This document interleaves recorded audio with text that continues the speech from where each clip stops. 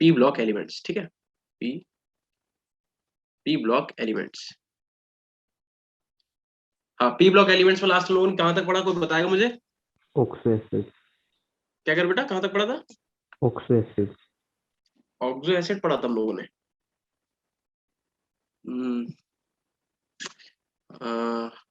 मेरे हिसाब से हम लोगों ने डाइऑक्सीजन की मेथड ऑफ प्रिपरेशन पढ़ी थी। नोट्स आप लोगों ने बनाया? तो आप यहाँ पे केमिकल प्रॉपर्टीज लिख दो, लिखो यहाँ पे, क्योंकि ये बहुत बड़ा ग्रुप है, ठीक है। केमिकल प्रॉपर्टीज, प्रॉपर्टीज किसकी केमिकल प्रॉपर्टीज? दो ग्रुप 16 की तो चली रही थी, बट आज हम लोग कोशिश करेंगे कि ग्रुप 17 भी हम लोग स्टार्ट करते हैं, ठीक है। ग्रुप 16 एंड 17, तो ये हमारा आज का टॉपिक रहेगा, ठीक है।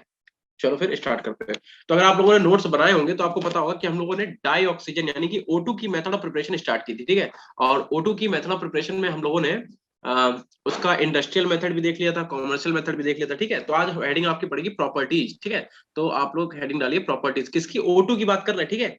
O2 याद है सबको? O2 की यस सर। प्रिपरेशन कैसे कराई थी बताओ? सबसे पहली प्रिपरेशन क्या थी उसकी? अगर आपकी कॉपी पे नोट है तो देख के बताइए। Thermal decomposition. Containing salt. आवाज आवाज कट रही है क्या बेटा? अरे आप लोगों को आवाज आ रही बेटा?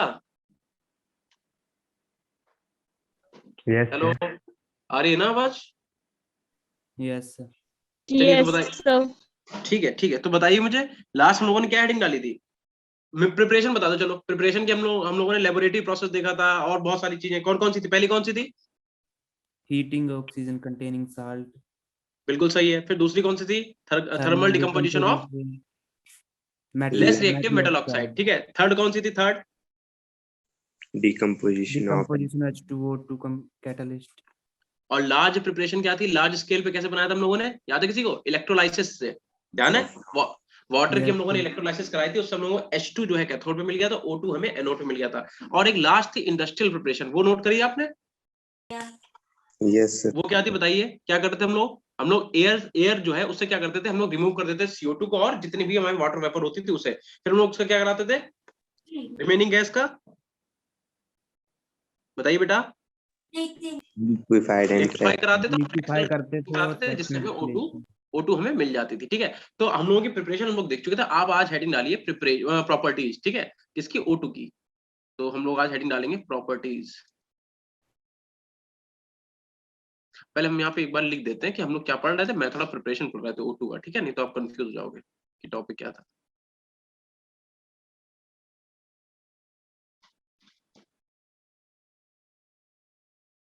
मेथड ऑफ प्रिपरेशन चल रही थी किसकी? ऑफ O2 या फिर डाई ऑक्सीजन, आप नोट कर लेना, ठीक है। और मेथड ऑफ प्रिपरेशन के अंदर, ठीक है, मेथड ऑफ प्रिपरेशन जो था, अरे यार क्या हो रहा है भाई, इसी के अंदर हम लोग क्या पढ़ रहे थे? इसी हम लोग आप हेडिंग डालिए प्रॉपर्टीज। ये बताओ मुझे, आपने 11th में आप लोगों ने केमिकल बॉन्डिंग चैप्टर पढ़ा है कि नहीं पढ़ा है? पढ़ा है? Yes sir. तो बताइए O2 पैरामैग्नेटिक है कि डायमैग्नेटिक है? O2 जो होता है पैरामैग्नेटिक होता है कि डायमैग्नेटिक? डायमैग्नेटिक। डायमैग्नेटिक। डायमैग्नेटिक कौन बता रहा है बेटा? क्या नाम है आपका? प्रिंस एरी। देखो एक चीज देखो, अगर आपको O2 का आप बनाते होगे, कैसे बनाते होगे? देखो, आपने अगर केमिकल बॉन्डिंग पढ़ी होगी तो हम लोग क्या करते थे, ये हम लोग 2s वाले बना लेते थे, ठीक है। ये नोट नहीं करना आपको, बस हम आपको ध्यान दिला पर रहे हैं टू कि पी आपको एक्स और टू वाई में टू आ जाते हैं। अभी देख लेते हैं, अभी देखते हैं, रुको, ठीक है। और यहाँ पे क्या आता था? नीचे आता था ये वाला, फिर देन ये, फिर यहाँ पे क्या आता था? ये वाला, और ऊपर आ जाता था ये, ठीक है। तो अगर आपको स्ट्रक्चर पता होगी कि MOT कैसे ड्रॉ करते हैं तो आपको मालूम होगा कि इस टाइप की कुछ स्ट्रक्चर्स हम लोग बनाते थे, ठीक है। याद है सबको? ठीक है, और एक यहाँ आता था यहाँ पे, ठीक है। अब इलेक्ट्रॉन बढ़ लो, किसकी बात हो रही है यहाँ पे? ऑक्सीजन की, यानी कि एक ऑक्सीजन इधर आ जाएगा, एक ऑक्सीजन आ जाएगा इधर। बताओ ऑक्सीजन का एटॉमिक नंबर कितना होता है? बता दो बेटा। 8। यहाँ पे कितना आ जाएगा? 8। कैसे पढ़ते थे हम लोग? हम लोग लिखते थे 1s2, देन अपने लोग 2s2 एंड 2p में कितने? 4। ऐसे यहाँ पे कितने लिखेंगे हम लोग? 1s2, 2s2 सर एक एंड और नहीं 2p में बनेगा? कितने? हाँ बेटा, एक और नहीं बनेगा इसका? नहीं वाला नहीं हम लोग बनाते ना बेटा, ग्राउंड स्टेट नहीं बनाते ना, ये वाला हम लोग कहाँ बनाते हैं? हम लोग 1s वाला नहीं बनाते हैं बेटा। वैसे तो आप काउंट करने को कितना बना लो, लेकिन हम लोग जनरली अपना आप इतना टाइम बर्बाद करोगे तो आप पेपर में कर ही नहीं पाओगे। हम लोग सिर्फ 2s और 2p ड्रॉ करते हैं, ठीक है, 2s and 2p he draw किया जाता है। देखो तो ये अपने पास क्या है 2s, ठीक है, और अपने पास ये वाला कौन सा हो गया, ये हो गया अपने पास 2p, ये भी कौन सा हो गया अपने पास 2p। इसे इनफैक्ट लिखो आप 2s, ये 2s है और इधर आपके पास ये 2s है, ठीक है। वैसे आपने केमिकल बॉन्डिंग पढ़ा, आपको बस एक बार रिवाइज करा रहा है। तो 2s में कितने इलेक्ट्रॉन है, 2, तो मतलब 2s में यहाँ पे 2 आ गए, 2s में यहाँ पे भी कितना आ गया, 2 इलेक्ट्रॉन, ठीक है। 2s में कितने, 2 थे ना, चल के नहीं रहा भाई, चलो ठीक है। देखो ये यहाँ पे कितना था 2s2, और इधर भी कितना था 2s2, 2p में कितने थे 4 एंड 2p में कितने थे 4। यहाँ पे टोटल इलेक्ट्रॉन कितने हो गए, देखो 2 इसमें हो गए, 2 इसमें इलेक्ट्रॉन हो गए, 2 इसमें, टोटल कितने 4। कैसे भरेंगे, देखो 1 2 फिर 3 और 1 4, ऐसे तो भरेंगे, बोलो। अब p में कितने हैं, p में देखो 4 है, यानी कि 1 2 3 और 1 4 यहाँ पे, ऐसे इसमें 4 है, यानी कि 1 2 3 और 1 यहाँ पे 4। टोटल नंबर ऑफ इलेक्ट्रॉन कितने हो गए बताओ, 2p में इसके और 2p में इसके टोटल नंबर ऑफ इलेक्ट्रॉन कितने हैं। अरे 8 है कि नहीं, बोलो ना, आवाज आ रही बेटा आप लोगों को। Sir Yes. एक Yes, sir. तो देखो हम अगर पूछ रहे हैं तो बताया तो करो, ऐसे तो हम क्या खुद पढ़ने और खुद समझने आए हैं क्या, हम क्या ऐसे बोल के अपने आप पढ़ के अपने आप समझ लें। तुम लोग बोलो तो एटलीस्ट कि हाँ बेटा जो आप बोल रहे हैं सर वो आ रहा समझ में। देखो यहाँ पे 2p में कितने थे 4, इधर भी 2p में 4, यानी कि टोटल नंबर ऑफ इलेक्ट्रॉन कितने में फिल करना है 8। 8 देखो कैसे फिल करोगे, हुंड रूल के अकॉर्डिंग, 1 2 फिर उसके बाद 3 फिर 4 फिर 5 फिर 6 और 7 और 1 8। अब जरा एक बात बताओ, जो भी बच्चा कह रहा था कि ये डायामैग्नेटिक है, तो आप एक बात बताओ 2p का जो तुम्हारा 2, ये कौन सा, पहली बात तो ऑर्बिटल कौन सा, देखो ये कौन सा है, ये है पाई 2p x and pi 2p y, कौन से, ये वाले दोनों। और ये कौन से है, ये है अपने पास पाई 2p x स्टार, और ये कौन सा है पाई 2p y स्टार। तो अगर आपके पास नंबर ऑफ इलेक्ट्रॉन अनपेयर्ड आते हैं, कौन से अनपेयर्ड, तो मॉलिक्यूल डायमैग्नेटिक होता है कि पैरामैग्नेटिक, जरा ये बता दो मैं। Paramagnetic. Para paramagnetic. तो अब बताओ, आई होप आपको अब ये बात क्लियर हो गई होगी कि O2 आपका पैरामैग्नेटिक है या डायमैग्नेटिक, बता दो जल्दी से, कैसा है, पैरा की डाया। Para. पैरामैग्नेटिक। अच्छा अब एक बात बताओ, हम आपसे कह रहे हैं कि बताओ बेटा O2 माइनस कैसा है, अब बता दो। O2 माइनस पैरामैग्नेटिक है डायमैग्नेटिक है, डाया। नाम बताओ बेटा अपना। पैरा राकुल। आवाज नहीं है, फिर से बताइए। चलो कोई बात नहीं, देखो बात सुनो बेटा, हाँ चैट में लिख दिया, क्या नाम है, प्रकुल। प्रकुल मेरी बात सुनो बेटा, देखो O2 निगेटिव का मतलब क्या हुआ, O2 का आपने यहाँ, देखो ये डायग्राम आपने किससे बनाया, ये MOT आपने किसका बनाया, O2 का बनाया। अब O2 माइनस का मतलब कि O2 में एक इलेक्ट्रॉन और एक्स्ट्रा ऐड कर दो, तो अगर आप एक्स्ट्रा इलेक्ट्रॉन एक और ऐड करोगे, कहाँ करोगे, देखो पाई 2px यहीं पे तो करोगे, पाई 2px में करोगे। अभी भी इसके पास एक अनपेयर्ड इलेक्ट्रॉन है, तो O2 निगेटिव जो है वो भी कैसा होगा, पैरामैग्नेटिक होगा। लेकिन अगर आपसे कोई कहे कि O2 2 निगेटिव कैसा है, तो ये कैसा हो जाएगा, डायामैग्नेटिक। क्योंकि अब आप क्या करोगे, O2 में 2 इलेक्ट्रॉन ऐड करोगे, तो एक तो आपने यहाँ पे इस वाले में ऐड किया है, ठीक है, एक आप क्या करोगे इसमें ऐड कर दो यहाँ पे, तो कैसा हो जाएगा, डायामैग्नेटिक इन नेचर। तो ध्यान रखना O2 आपका कैसा है, पैरामैग्नेटिक, O2 निगेटिव भी कैसा है, पैरामैग्नेटिक, और O2 2 निगेटिव कैसा है, डायामैग्नेटिक इन नेचर। क्या इसे हम क्लियर कर दें, हटा दें इसे, चलो Yes. हटा ही देते हैं, Yes, sir. क्योंकि हाँ ये हम लोग इस चैप्टर का टॉपिक नहीं पढ़ रहे हैं, ठीक है, ये तो केमिकल बॉन्डिंग का था, आपको रिवाइज करा रहे हैं। अगर मेरी आवाज कटे तो बेटा एक बार मैं क्लियर कर देना कि आवाज आपके साथ नहीं आ रही, ठीक है। चलो फिलहाल तो आप प्रॉपर्टीज में पहला पॉइंट लिखिए कि सबसे पहली बात O2 जो आपका है वो कैसा होता है, कलरलेस होता है, ऑर्डरलेस होता है, ठीक है, ऑर्डरलेस होता है मतलब कोई स्मेल नहीं, कुछ नहीं, ठीक है, कलर भी कोई नहीं होता, कोई स्मेल भी नहीं होती है। अगर हम बात करें इसकी लिक्विफाइंग टेम्परेचर की, ठीक है, अगर आपको इसे लिक्विफाई करना है तो ये किस टेम्परेचर में आ जाएगा, तो इसका टेम्परेचर कितना होगा 90 केल्विन, नोट करो आप, कितना होता है 90 केल्विन, आपसे पूछा गया है, ठीक है। अगर आपको फ्रीज करना है इसे, ठीक है, अगर हम बात करें फ्रीजिंग टेम्परेचर की, ठीक है, तो यहाँ पे नोट करिए फ्रीजिंग टेम्परेचर,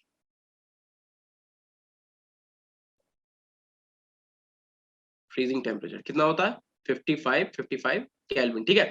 90 केल्विन पे लिक्विफाई होता है, फ्रीज कितने केल्विन पे होता है 55 केल्विन पे, ध्यान रखना। और अगर हम बात करें इसके स्टेबल आइसोटोप्स की, ध्यान रखना इसके पास 3 स्टेबल आइसोटोप्स होते हैं, 3 स्टेबल आइसोटोप्स, 3 स्टेबल आइसोटोप्स कौन कौन से होते हैं, देखो एक होता है आपके पास O16, एक होता है आपके पास O17 और एक आपके पास होता है O18, ठीक है। O16 O17 एंड O18, इसे ठीक करके लिख लो अगर दिख नहीं रहा है तो, ठीक है, O17, अब लिख लो 17, ठीक है, ये इसके 3 स्टेबल आइसोटोप्स बोले जाते हैं। और हाँ, according to the MOT, O2 जो होता है वो कैसा होता है, पैरामैग्नेटिक इन नेचर। कैसा होता है, पैरामैग्नेटिक। ठीक है, किसके अकॉर्डिंग, MOT के अकॉर्डिंग, मॉलिक्यूलर ऑर्बिटल थ्योरी। ठीक है, 12th में हो तुम लोग, ठीक है। एक चीज ध्यान रखना बेटा, आपको 11th कतई क्लियर होना चाहिए। अगर आपको 11th क्लियर नहीं है तो आप 11th क्लियर करो, ठीक है। उसका आप एक एक पॉइंट एनसीईआरटी पूरी रट डालो। एनसीईआरटी से बाहर कुछ भी नहीं आता। बस बात पता क्या होती है, हम लोग सोचते हैं एनसीईआरटी में जितना लिखा है उतना ही आएगा। नहीं, एनसीईआरटी की एक लाइन में अगर कहीं पे लिखा है कि हाइब्रिडाइजेशन, तो आपको हाइब्रिडाइजेशन पूरा आना चाहिए। समझ रहे हो, इतना नोट करिए सब लोग फिलहाल। तो हो गया नोट? Yes sir. चलो अब देखो यहाँ पे, अगर हम क्या करें, अगर हम इसकी रिएक्शन, अगर हम O2 की रिएक्शन मेटल से या फिर नॉन मेटल से करा दें, किससे, मेटल से या फिर नॉन मेटल की रिएक्शन अगर हम O2 से करा दें तो क्या बन जाएगा, तो हमें ऑक्साइड देखने को मिल जाएगा। क्या मिलेगा, ऑक्साइड। लेकिन ध्यान रखना, एक्सेप्ट कौन कौन से मेटल नहीं होंगे, एक तो आपका Au नहीं होगा और आपका प्लेटिनम नहीं होगा, दोनों ही इनर्ट मेटल है। ठीक है, Au और प्लेटिनम जो है वो इससे रिएक्शन करके मेटल ऑक्साइड नहीं बनाएंगे। ठीक है, तो जो बनाएंगे वो देख लो कौन कौन से। मान लो हमने क्या करा, कैल्शियम ले लिया, मैंने एल्यूमिनियम ले लिया, ठीक है, और फास्फोरस ले लिया, फास्फोरस P4 की फॉर्म में होता है, और कार्बन ले लिया। इन सब की रिएक्शन आप O2 से करा दो। यहाँ पे plus plus plus and plus, यहाँ पे क्या करो, O2 O2 O2 and O2। ठीक है, क्या बनेगा, फर्स्ट रिएक्शन क्या बनेगा, कैल्शियम का ऑक्साइड यानी कि CaO। दूसरे में क्या बनेगा, एल्यूमिनियम का ऑक्साइड, क्या होता है, Al2O3। और P4 रिएक्शन O2 से कराओ, क्या बनेगा, P4O10 रिएक्शन आपको बेटा बैलेंस करनी पड़ेगी, ध्यान रखना। ठीक है, और कार्बन रिएक्शन O2 से कराएंगे, क्या बनेगा, कार्बन डाइऑक्साइड CO2। क्या इतना नोट कर लिया सबने? Yes sir. ठीक है, आराम से करो, कोई जल्दबाजी नहीं। ठीक है, समझते हुए करो। जहां पे अब जैसे अभी कोई भी आपको पॉइंट है अगर समझ में नहीं आया, पहले समझ लो फिर करो, जल्दबाजी कुछ नहीं है। ठीक है, उसके बाद आप लिखिए ZNS की रिएक्शन अगर आपने O2 से करा दी, ये प्रोडक्ट आपको बताना है क्या बनेगा। ठीक है, और आप लिखो CH4, अगर हमने CH4 की रिएक्शन O2 से करा दी तो क्या बनेगा, बताइए। पहली रिएक्शन में क्या बनेगा, किसी को पता है? ZnSO4। ZnSO4 नहीं बनेगा बेटा, ऑक्साइड बनेगा। अभी देखो ये फॉर्मेट क्यों नहीं पढ़ रहे हो आप, ये फॉर्मेट पढ़ो कि अगर आपने मेटल नॉन मेटल की रिएक्शन करा दी O2 से तो ऑक्साइड बनेगा। ठीक है, तो यहाँ पे क्या बनेगा, ZnO बनेगा, और प्लस आपका यहाँ पे क्या निकलेगा, SO2 अलग निकल जाएगा। ठीक है, ऐसे अगर आप यहाँ पे रिएक्शन कराओगे तो CO2 बनेगा और H2O आपका अलग निकलेगा। ये फॉर्मेट याद रखना आपको। ठीक है, ये वाला जो फॉर्मेट लिखा है ये तभी तो लिखा है कि आप याद करो इसे। ठीक, मेटल और नॉन मेटल की रिएक्शन अगर आप O2 से कराओगे तो ऑक्साइड ही बनेगा। ठीक है, लिख लिया इतना सबने? अब एक चीज देखो, कुछ ऐसी रिएक्शन है जो अपने आप ऑक्साइड का फॉर्मेशन नहीं करती। ठीक है, उन्हें क्या करना पड़ता है, धक्का लगाना पड़ता है, कैटलिस्ट देना पड़ता है। ठीक है, तो दो रिएक्शन हम अलग कलर से लिख रहे हैं और आप इसे ऐसे 100% लिख लेना। ठीक है, पूछी गई हुई रिएक्शन है। अगर आपने SO2 की रिएक्शन O2 से करा दी, ठीक है, तो और अगर आपने HCl की रिएक्शन आपने O2 से करा दी तो ध्यान रखना, यहाँ पे SO3 बन जाएगा, कोई दिक्कत नहीं आएगी। ठीक है, यहाँ पे आपका Cl2 बन जाएगा और H2O आराम से निकल जाएगा, कोई दिक्कत नहीं है। लेकिन ये रिएक्शन तब तक नहीं होगी जब तक आप कैटलिस्ट का यूज नहीं करोगे। तो ध्यान रखना, यहाँ पे हमें कैटलिस्ट लेना पड़ता है B2O5 और यहाँ पे लेना पड़ता है हमें CuCl2। ठीक है, यानी कि ये भी ऑक्साइड बनाएंगी, बट हमें यहाँ पे धक्का देना पड़ेगा। धक्का मतलब आपको यहाँ पे कैटलिस्ट का यूज करना पड़ेगा। ठीक है, यस सर। चलो चले नेक्स्ट पेज पे। Yes sir. Yes sir. Yes चलो सर। ठीक है, चलिए ठीक है। अब आप क्या करो, आप हेडिंग डालो ऑक्साइड। ठीक है, अब आप हेडिंग डालो ऑक्साइड। ठीक है, सर एक मिनट प्रीवियस स्लाइड करना। आप ये बताओ, अब आपकी क्लास तो शायद नहीं होगी ना, होगी क्लास आपकी? No sir. कब से? हाँ ठीक है, आपकी क्लास अब नहीं होगी। तो आज हम लोग जितना भी पढ़ेंगे बेटा आप नोट कर लेना, क्योंकि हमारी जब भी नेक्स्ट क्लास स्टार्ट होगी, ठीक है, आपके एग्जाम के बाद, तो हम लोग यहीं से कंटिन्यू करेंगे। मैं आपको बस एक क्विक रिवीजन दूंगा, ठीक है, उसके रिवीजन के बाद हम लोग जहां आज छोड़ेंगे वहीं से कंटिन्यू करेंगे। तो नोट जरूर बना लेना, ठीक है, बाकी हम आपके ड्राइव में भी डाल देंगे नोट्स। हो गया बेटा नोट? Yes sir. चलो ठीक है, अच्छे से एग्जाम दीजिए, उसके बाद मिलते हैं हम लोग। ठीक है, तो देखो ऑक्साइड बेटा दो टाइप के होंगे। ठीक है, ऑक्साइड आपके दो टाइप के होंगे, एक होंगे आपके सिंपल ऑक्साइड, सिंपल ऑक्साइड सही से लिखना, ठीक है, और एक आपके होंगे मिक्स्ड ऑक्साइड। ठीक है, सिंपल ऑक्साइड की अगर बात करें, नॉर्मल जो सिंपल ऑक्साइड होते हैं जैसे कि Mg हो गया आपका, Al2O3 हो गया आपका, ये सिंपल ऑक्साइड है। मिक्स्ड ऑक्साइड का मतलब समझते हो, जिसके अंदर कई सारे ऑक्साइड है, यानी कि Pb3O4 ले लो, ठीक है, या फिर आप Fe3O4 ले लो, Fe3O4 ले लो। तो ध्यान रखना इसके अंदर आपके अंदर PbO भी है, लेड का ऑक्साइड भी और PbO2 भी है, ठीक है, PbO भी है और PbO2 भी है, ठीक है, ध्यान रखना। ऐसे ही Fe3O4 के अंदर हम लोग देखेंगे तो FeO भी है और Fe2O3 भी है, ठीक है। तो मिक्स्ड ऑक्साइड और सिंपल ऑक्साइड क्लियर है, ठीक है। तो मिक्स्ड में आपको बस इतना ही पढ़ना है, जितना मैंने यहाँ पे लिखा है इतना ही पढ़ना, सिंपल को हम लोग कंटिन्यू करेंगे। हो गया बेटा, नोट करा? Yes. मिक्स्ड मतलब, मिक्स्ड का मतलब क्या हुआ कि जिसके अंदर कई सारे ऑक्साइड हो, ठीक है। तो अगली स्लाइड पे आ जाओ, सिंपल ऑक्साइड हेडिंग डालो आप, ठीक है। हम लोग बात करेंगे किसकी, सिंपल ऑक्साइड को हमें कायदे से पढ़ना है, सिंपल ऑक्साइड, ठीक है। अब सिंपल ऑक्साइड कितने टाइप के होते हैं देख लो। एक तो होंगे आपके एसिडिक ऑक्साइड, एसिडिक ऑक्साइड, ठीक है। दूसरे आपके कौन से होंगे, बेसिक ऑक्साइड, इसे थोड़ा दूर लिखते हैं, यहाँ पे लिखो। दूसरे आपके कौन से होंगे, बेसिक ऑक्साइड, बेसिक ऑक्साइड। और तीसरे आपके होंगे एम्फोटेरिक ऑक्साइड, एम्फोटेरिक ऑक्साइड। और जो लास्ट आपके होंगे वो कौन से होंगे, न्यूट्रल ऑक्साइड, ठीक है,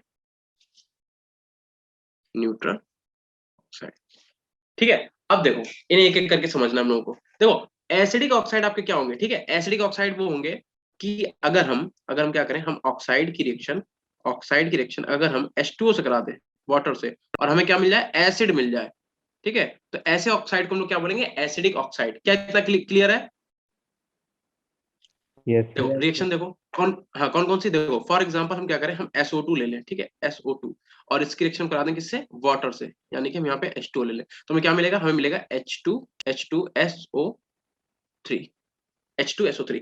अब अगर आपको ध्यान हो तो मैंने आपको बताया था ऑक्सो एसिड में कि जितनी सल्फर की ऑक्सीडेशन यहाँ पे होगी उतनी ही सल्फर का जो ऑक्सो एसिड बनेगा उसकी भी क्या होगी, ऑक्सीडेशन स्टेट सेम होगी। यहाँ पे देखो सल्फर की ऑक्सीडेशन स्टेट कितनी बताएगा कोई इसमें, SO2 में +4 +4।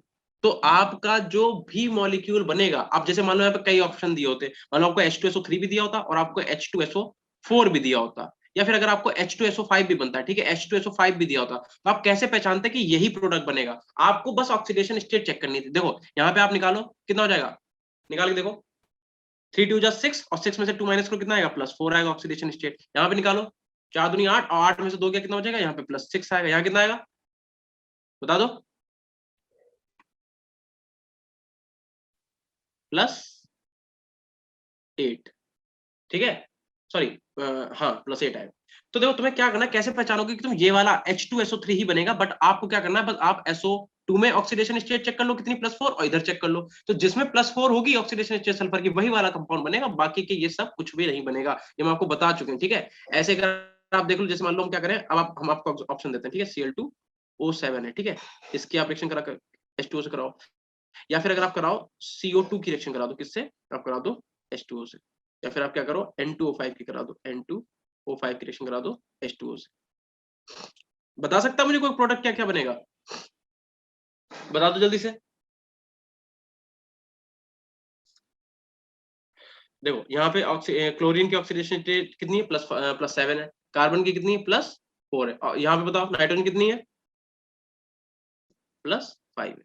तो आपको क्या करना है, वैसे तो हम यहाँ पे डायरेक्ट रिएक्शन लिखाएंगे, लेकिन अगर आपको ऑप्शन में आता तो आपको क्या करना है, सिर्फ ऑक्सीडेशन स्टेट चेक करनी है, ठीक है। तो बताओ Cl2O4 की रिएक्शन कराएं, क्या बनेगा, यहाँ पे बनेगा HClO4, Cl2O7 की सॉरी, ठीक है। और यहाँ पे क्या बन जाएगा आपका, बनेगा H2CO3, और लास्ट आपका क्या बनेगा, HNO3। आप हर जगह ऑक्सीडेशन स्टेट चेक कर लो, सेम होगी, ठीक है। यहाँ पे करो कितनी आ रही है, देखो कैसे निकालते हैं एक बार देख ही लो यार, चलो इसकी देख लो। देखो हाइड्रोजन कितना होता है, +1, क्लोरीन का हमें निकालना है, उसे x मान लो, प्लस ऑक्सीजन पे चार्ज कितना होता है, -2, कितने ऑक्सीजन है, 4, इक्वल में टोटल चार्ज रखते हैं, टोटल मॉलिक्यूल पे कोई चार्ज है नहीं तो 0, कितना आ गया यहाँ पे 1 प्लस का x माइनस का 8 is equal to 0, x is equal to 8, ये प्लस का 1 उधर जाएगा तो माइनस का 1 -1, x कितना आ गया, प्लस का 7, यानी कि यहाँ पे क्लोरीन की ऑक्सीडेशन स्टेट कितनी, +7 है कि नहीं, बताओ,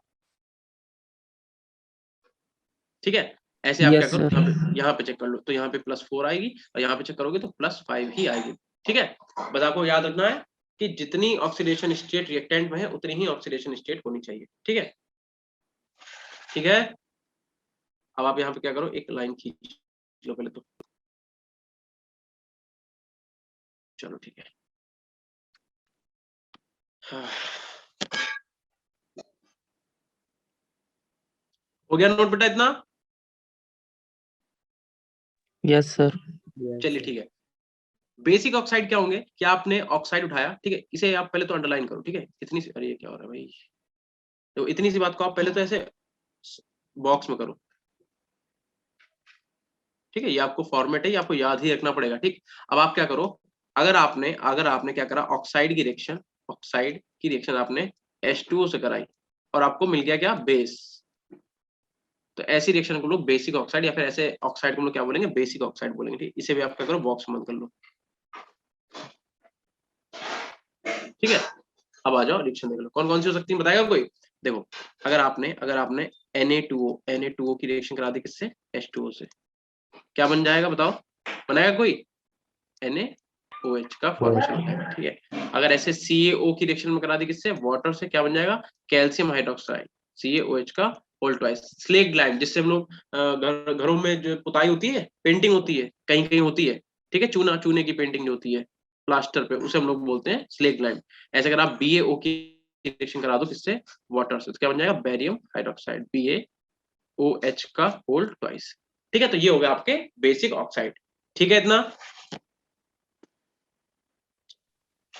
यस बोलो। सर। यस Yes, चलो sir. ठीक है, बोलते रहा करो भाई, मजा तो आया थोड़ा बहुत पढ़ाने में, ऐसा लगता नहीं अकेले अकेले आ गए यहाँ पढ़ने, ठीक है। अब आते हैं एम्फोटेरिक ऑक्साइड पे, ठीक है। चलिए, अब देखो एम्फोटेरिक ऑक्साइड क्या होंगे, ऐसे ऑक्साइड जो एसिड से भी रिएक्ट करें और बेस से भी रिएक्ट करें। अरे भाई ये क्या हो गया, एसिड और बेस दोनों से रिएक्ट करें, ठीक है, एसिड से भी और बेस से भी, उन्हें क्या बोलते हैं हम लोग, एम्फोटेरिक ऑक्साइड। कोई बता सकता है मुझे कोई रिएक्शन, किसी कोई रिएक्शन पता है कि एक ऐसी रिएक्शन बताओ जिसमें एसिड से भी रिएक्शन करे और बेस से भी, बताओ। एग्जांपल इसका लिखते हैं यहाँ पे, एग्जांपल इसका क्या होता है, Al2O3 ये कैसा है, एम्फोटेरिक ऑक्साइड है। देखो, अगर आपने Al2O3 की रिएक्शन करा दी 6HCl से, तो भी एक कंपाउंड बनेगा, ठीक है। अगर आपने Al2O3 की रिएक्शन करा दी किससे, 6NaOH से, तो भी रिएक्शन कर लेगा, ठीक है। अब यहाँ पे देखो, HCl क्या आपका एसिड है, और NaOH क्या आपका बेस, ठीक है।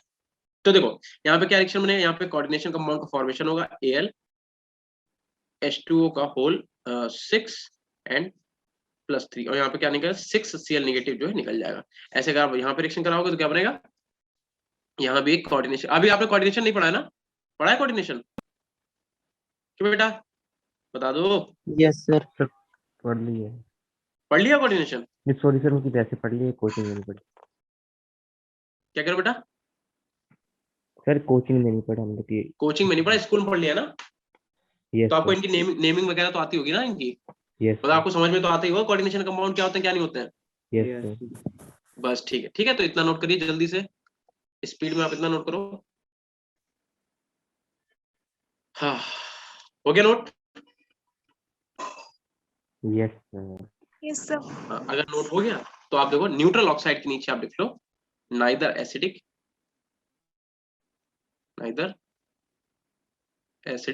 नॉर बेसिक, ना तो एसिडिक होंगे ना ही बेसिक होंगे। एग्जाम्पल आप यहाँ पे नोट कर लो, ठीक है। कौन कौन से एग्जाम्पल है, NO है, CO है, और आपका H2O है, और आपका N2O है, लाफिंग गैस जिसे हम लोग बोलते हैं, ठीक है। इसे ये N2O सही से नहीं दिख रहा होगा आपको, हम ठीक से लिखते हैं, रुको। नोट्स बेटा बहुत अच्छे बना, डायरेक्ट क्वेश्चन आएंगे आपके, आप अपने नोट्स उठा के पढ़ना और फिर आप क्वेश्चन देखना, आपको डायरेक्ट क्वेश्चन यहाँ से ना मिले तुमसे कहना। नोट करो जल्दी से बेटा सब लोग।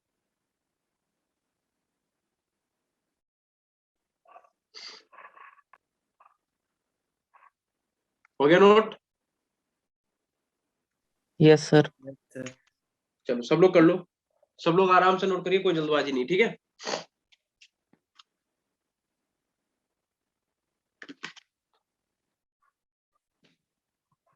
हो गया बेटा? चले नेक्स्ट स्लाइड पे, बोल तो दो भाई। Yes, sir. चलिए ठीक है, फिर बाद में कह दो सर एक पीछे स्लाइड कर दीजिए, हम जो पूछते हैं बताते हैं। देखो अब एक चीज समझो, इन जनरल क्या होता है, या फिर आप लिख लो जनरली क्या होता है, ये जनरल ट्रेंड है, ठीक है। जनरली क्या होता है कि आपके जो मेटल ऑक्साइड होते हैं, ठीक है, आपके जो मेटल के ऑक्साइड होते हैं, मेटल के ऑक्साइड, और आपके जो नॉन मेटल ऑक्साइड होते हैं, ठीक है, नॉन मेटल ऑक्साइड जो होते हैं, ठीक है। इन जनरल क्या होता है, मेटल ऑक्साइड आप कैसे होते हैं, बेसिक नेचर के, ठीक है, इन जनरल, और नॉन मेटल ऑक्साइड कैसे होते हैं, एसिडिक नेचर के, ठीक है। ध्यान रखना, जितने भी मेटल ऑक्साइड है, इन जनरल बता रहे हैं, एक्सेप्शन भी है, लेकिन इन जनरल क्या होता है कि मेटल ऑक्साइड आपके कैसे होते हैं, बेसिक नेचर के, और आपके नॉन मेटल ऑक्साइड कैसे होते हैं, एसिडिक नेचर के होते हैं। बट आपको यहाँ पे एक चीज याद रखनी पड़ेगी, बट क्या लिखना आपको, लिखो some metal oxide, some metal oxide in high oxidation state, in high oxidation state, तो स्टेट में कैसे हो जाते हैं, एसिडिक हो जाते हैं, ठीक है, एसिडिक हो जाते हैं। देखो अब मेटल ऑक्साइड है, देखो मेरी बात सुनो, मेटल ऑक्साइड है, होना कैसा चाहिए था, मेटल ऑक्साइड कैसे होते हैं, देखो मेटल ऑक्साइड कैसे होते हैं, बेसिक होते हैं, बट कुछ ऐसे मेटल ऑक्साइड है जो अपनी हायर ऑक्सीडेशन स्टेट में कैसे होते हैं, एसिडिक कैरेक्टर शो करते हैं, और वो कौन कौन से आपको याद करने हैं, बिल्कुल ठीक है, इन्हें आपको याद करना पड़े, क्वेश्चन आया हुआ है आपका। पहला तो Mn2O7, इसे ठीक से लिखो, M2 लिख दिया मैंने, इसे लिखो Mn2, Mn मैग्नीज, ठीक है, मैग्नीज का जो ऑक्साइड होता है Mn2O7, फिर आपका हो गया CrO3 हो गया आपका, और आपका V2O5 हो गया, ठीक है। अगर ऑक्सीडेशन की बात करें तो यहाँ पे Mn की ऑक्सीडेशन +7 है, यहाँ पे Cr की ऑक्सीडेशन +6 है, और वेनेडियम की ऑक्सीडेशन +5 है, ठीक है। तो बस ये तीन आपको एग्जांपल याद रखने कि मेटल के सिर्फ यही तीन ऑक्साइड ऐसे हैं जो अपनी हायर ऑक्सीडेशन स्टेट में कैसे होते हैं, एसिडिक नेचर के। ये कैसे होता है, ये इनका नेचर कैसे होता है, एसिडिक होता है। बाकी जितने भी मेटल ऑक्साइड है वो कैसे होंगे, बेसिक इन नेचर, ठीक है। इतना नोट करो, समझ में आया? Yes, sir. चलो ठीक है। तमन्ना बेटा आपको आवाज आ रही मेरी? Anshika Yes, sir. ठाकुर, हाँ तो हम पूछा करें तो बोल तो दिया करो, हाँ सर आ गया समझ में, आप आगे बताइए, ऐसे तो मजा ही नहीं आ रहा पढ़ाने में बिल्कुल। चलो ठीक है, तो आपका जो डाइऑक्सीजन था वो यहाँ पे फिनिश हो गया। डाइऑक्सीजन से अगर कोई भी क्वेश्चन आएगा तो आपका एक भी क्वेश्चन छूटना नहीं चाहिए, ठीक है, क्योंकि हमने एक एक चीज आपको लिखवा दी है। अगर आप नोट नहीं कर रहे हो, नोट्स नहीं बना रहे हो, वो आपकी गलती है, ठीक है। अब आप हेडिंग डालिए ओजोन, ठीक है, हम लोग क्या पढ़ेंगे, ओजोन। आपका जो डाइऑक्सीजन था O2 वो खत्म हो गया, आप हेडिंग डालो आप ओजोन, ठीक है। किसी को पता है ओजोन जो है वो ऑक्सीजन का ही एलोट्रोप है, सोच के देखो। ओजोन एक ऐसी गैस है जिससे हम मर तक सकते हैं, ठीक है, वो एक तरीके की ऐसी गैस है जिन्हें अगर आप इनहेल करोगे तो आपकी डेथ भी हो सकती है, और उसी का जो एक भाई है, मतलब एलोट्रोप है ऑक्सीजन, उसे हम लोग इनहेल करके जिंदा है ना, समझ रहे हो। सिर्फ मॉलिक्यूलर वेट, मॉलिक्यूल में डिफरेंस है, जैसे उस दिन आपको सिस्प्लेटिन और ट्रांसप्लेटिन का एग्जांपल समझा रहे थे, बिल्कुल वैसे ही, ठीक है। तो आप ध्यान रखना, लिखो पहली बात तो यहाँ पे लिखो, फर्स्ट पॉइंट लिखिए, it is allotrope of oxygen, देखो it is allotrope of oxygen, ठीक है, ये ऑक्सीजन का ही क्या है, एलोट्रोप है। प्रिपरेशन की अगर बात करें, ठीक है, कि हम लोग इसकी प्रिपरेशन कैसे कैसे बनाएंगे, देखो तो आपको क्या करना है, steam of oxygen is passed, stream of oxygen is passed through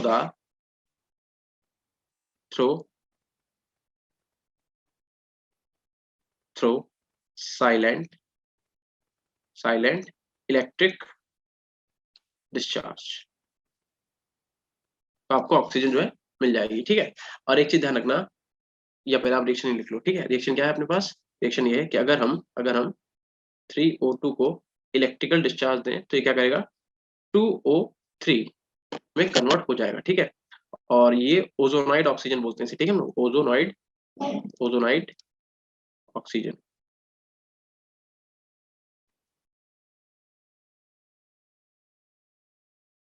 ठीक है, नोट करिए। रिएक्शन कैसी होगी, एंडो की एक्सो, बताओ डेल्टा एच पॉजिटिव होगा कि नेगेटिव होगा, जल्दी बता दो, बताओ भाई, डेल्टा एच पॉजिटिव होगा कि नेगेटिव होगा। रिएक्शन आपको हीट देनी पड़ेगी या हीट रिलीज होगी, बता दो, सोच के बताइए। मैं पूछ रहा हूं कि आपको O2 से हाँ O2 से O3 बनाने के लिए क्या करना पड़ेगा, हीट देनी पड़ेगी या हीट रिलीज होगी, हीट देनी पड़ेगी, ठीक है। तो ध्यान रखना यहाँ पे जो डेल्टा एच है वो कैसा होगा, पॉजिटिव होगा। और आपको पता है कि अगर डेल्टा एच पॉजिटिव निकला तो रिएक्शन कैसी हो जाएगी, it is a endothermic reaction, ठीक है। कैसी रिएक्शन है, एंडोथर्मिक, रिएक्शन, ठीक है, एंडोथर्मिक रिएक्शन हो जाएगी। चलो नेक्स्ट पेज पे चले बेटा। Yes, sir. ठीक है, चलो चलो इतना रुको एक सेकेंड। ठीक है, इसमें ज्यादा कुछ पढ़ने का है नहीं। अब हेडिंग नंबर डालो प्रॉपर्टीज। ठीक है, प्रॉपर्टीज।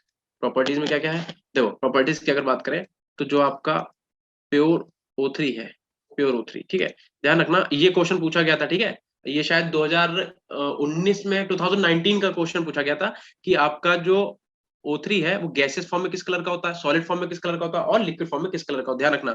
तो अगर हम बात करें गैस की, ठीक है, अगर हम बात करें इसकी गैसियस फॉर्म की, ठीक है, गैसियस फॉर्म की, तो गैसियस फॉर्म में इसका जो कलर होता है pale blue, pale blue colour का होता है गैसियस फॉर्म में। ठीक है, और अगर हम बात करें इसकी लिक्विड फॉर्म की, ठीक है, अगर लिक्विड फॉर्म की आप बात करो तो कैसा होता है, ये डार्क डार्क ब्लू होता है, dark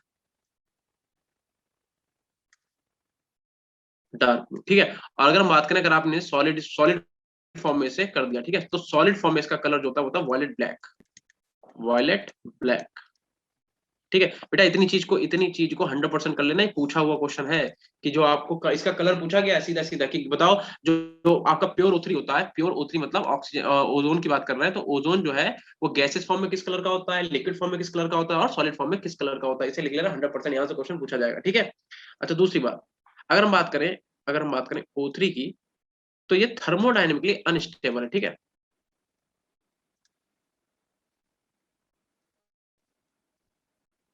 it is a thermodynamically unstable. कैसे कैसे पता है किसी को? हम बता तो चुके हैं आपको वैसे एक बार।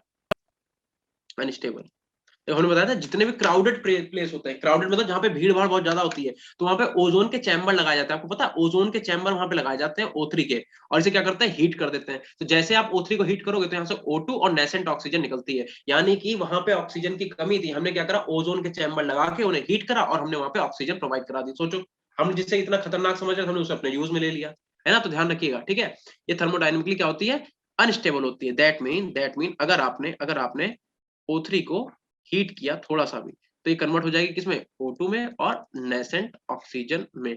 अब ध्यान रखना, ये रिएक्शन जो होती है इसमें डेल्टा H आपका जो होता है वो होता है निगेटिव। वैसे हम बता चुके हैं, फिर भी लिख लो। यहाँ पे जो है आपका डेल्टा H कैसा आता है, निगेटिव आता है।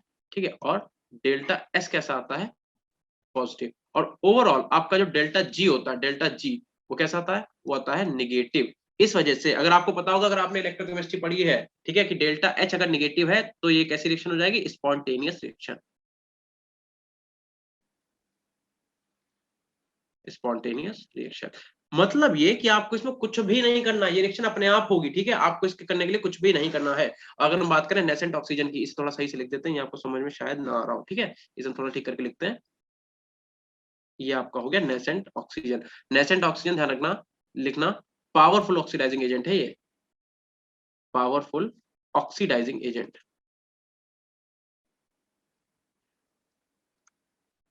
ठीक है, it is a powerful oxidising agent. Note कर लो इतना, हो गया? No. चलो नोट करिए जल्दी से। उसके बाद आप हेडिंग डालिएगा डिप्लेशन ऑफ ओजोन लेयर। ठीक है, ये इंपॉर्टेंट है। सर नेसेंट ऑक्सीजन पे कोई चार्ज नहीं है? फिर से बोलो बेटा, क्या कह रहे हो? सर नेसेंट ऑक्सीजन पे कोई चार्ज नहीं है? आपकी आवाज बेटा कट रही है, आप टाइप कर दो, क्या कह रहे हो? सर बोला कि नेसेंट ऑक्सीजन पे चार्ज नहीं कोई। नहीं, नेसेंट ऑक्सीजन कोई चार्ज नहीं होता बेटा। और देख ले, एक बात और बताते हैं आपको, नेसेंट ऑक्सीजन हाईली रिएक्टिव है। ठीक है, बहुत ज्यादा रिएक्टिविटी ज्यादा होती है उसकी, नेसेंट ऑक्सीजन की। ठीक है, कोई चार्ज नहीं होता। ठीक है, कोई चार्ज नहीं। बस ध्यान रखना, इसे आप ऐसे मत कभी लिख देना कि नेसेंट ऑक्सीजन ओ निकल गया। हमेशा नेसेंट ऑक्सीजन को लिखने का तरीका होता है इस वाले ब्रैकेट के अंदर। ठीक है, ये ध्यान रखना बस, कोई चार्ज नहीं होता नेसेंट ऑक्सीजन पे। ठीक है, अच्छा देखो, डिप्लेशन ऑफ ओजोन लेयर, कैसे डिप्लेशन हो रहा है ओजोन लेयर का, तो ध्यान रखो, जो आपकी नाइट्रोजन मोनोऑक्साइड गैस है, नाइट्रोजन मोनोऑक्साइड गैस, ठीक है, एमिटेड, जो आपके वो सुपरसोनिक जेट होते हैं, सुपरसोनिक जेट सुना है कि नहीं सुना है, बताओ?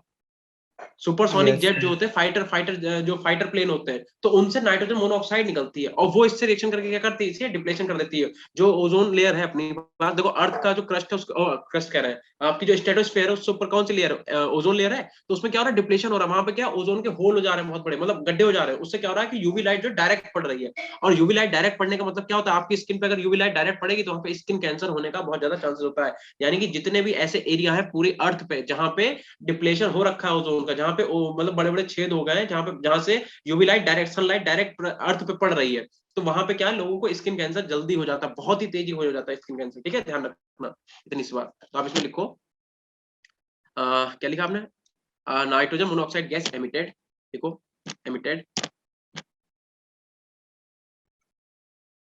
एमिटेड फ्रॉम सुपरसोनिक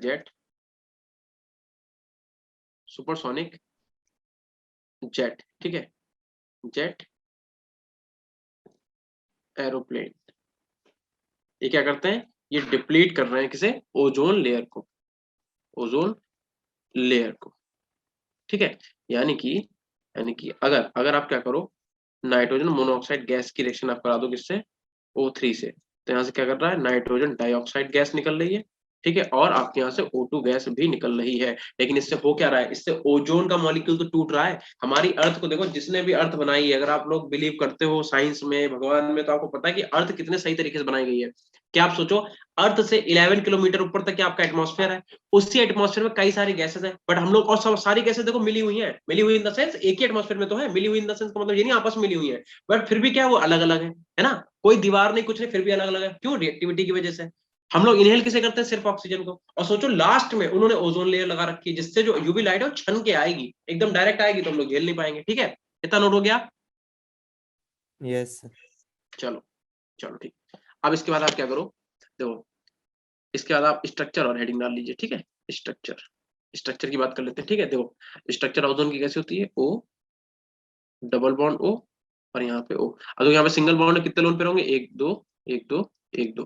ठीक है, यहाँ पे डबल बॉन्ड बनाना कितने होंगे, 1 2 और 1 2। यहाँ पे कितना, 3 बॉन्ड, तो इसके पास एक ही लोन पेयर होगा। ठीक है, क्योंकि 3 तो बॉन्ड ही बना रहा है वो, और इसी की हम रिजोनेटिंग स्ट्रक्चर बना सकते हैं, क्या, इस डबल बॉन्ड को इस वाले ऑक्सीजन बना सकते हैं। दैट मीन ये O, ये सिंगल बॉन्ड O, और यहाँ क्या आ जाएगा, डबल बॉन्ड O।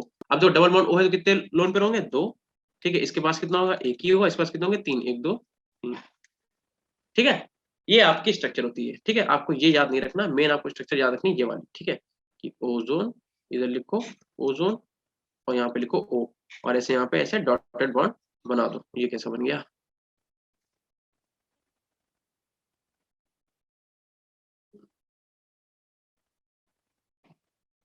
ठीक है। आपको ध्यान रखना कि ये जो बॉन्ड लेंथ होती है वो होती है 128 पिकोमीटर। ठीक है, और इनके बीच का आपको एंगल याद रखना, जो कि होता है 117 डिग्री। ठीक है, और इसकी शेप कैसी होती है, एंगुलर शेप का होता है ये। ठीक है, अब बस आपको इतना ही याद रखना, और कुछ भी इसमें याद रखने की जरूरत नहीं है। ठीक है, ओजोन आपका फिनिश हो गया यहाँ पे। ठीक है, O2 फिनिश हो गया और ओजोन भी आपका फिनिश हो गया नोट सबका। Yes Yes, sir. चलो, अब आप हेडिंग डालो सल्फर के एलोट्रोप्स। अब हम लोग पढ़ेंगे सल्फर एलोट्रोप्स। ठीक है, आप यहाँ पे हेडिंग डालिए। मम्मी डरने चुप करा लो।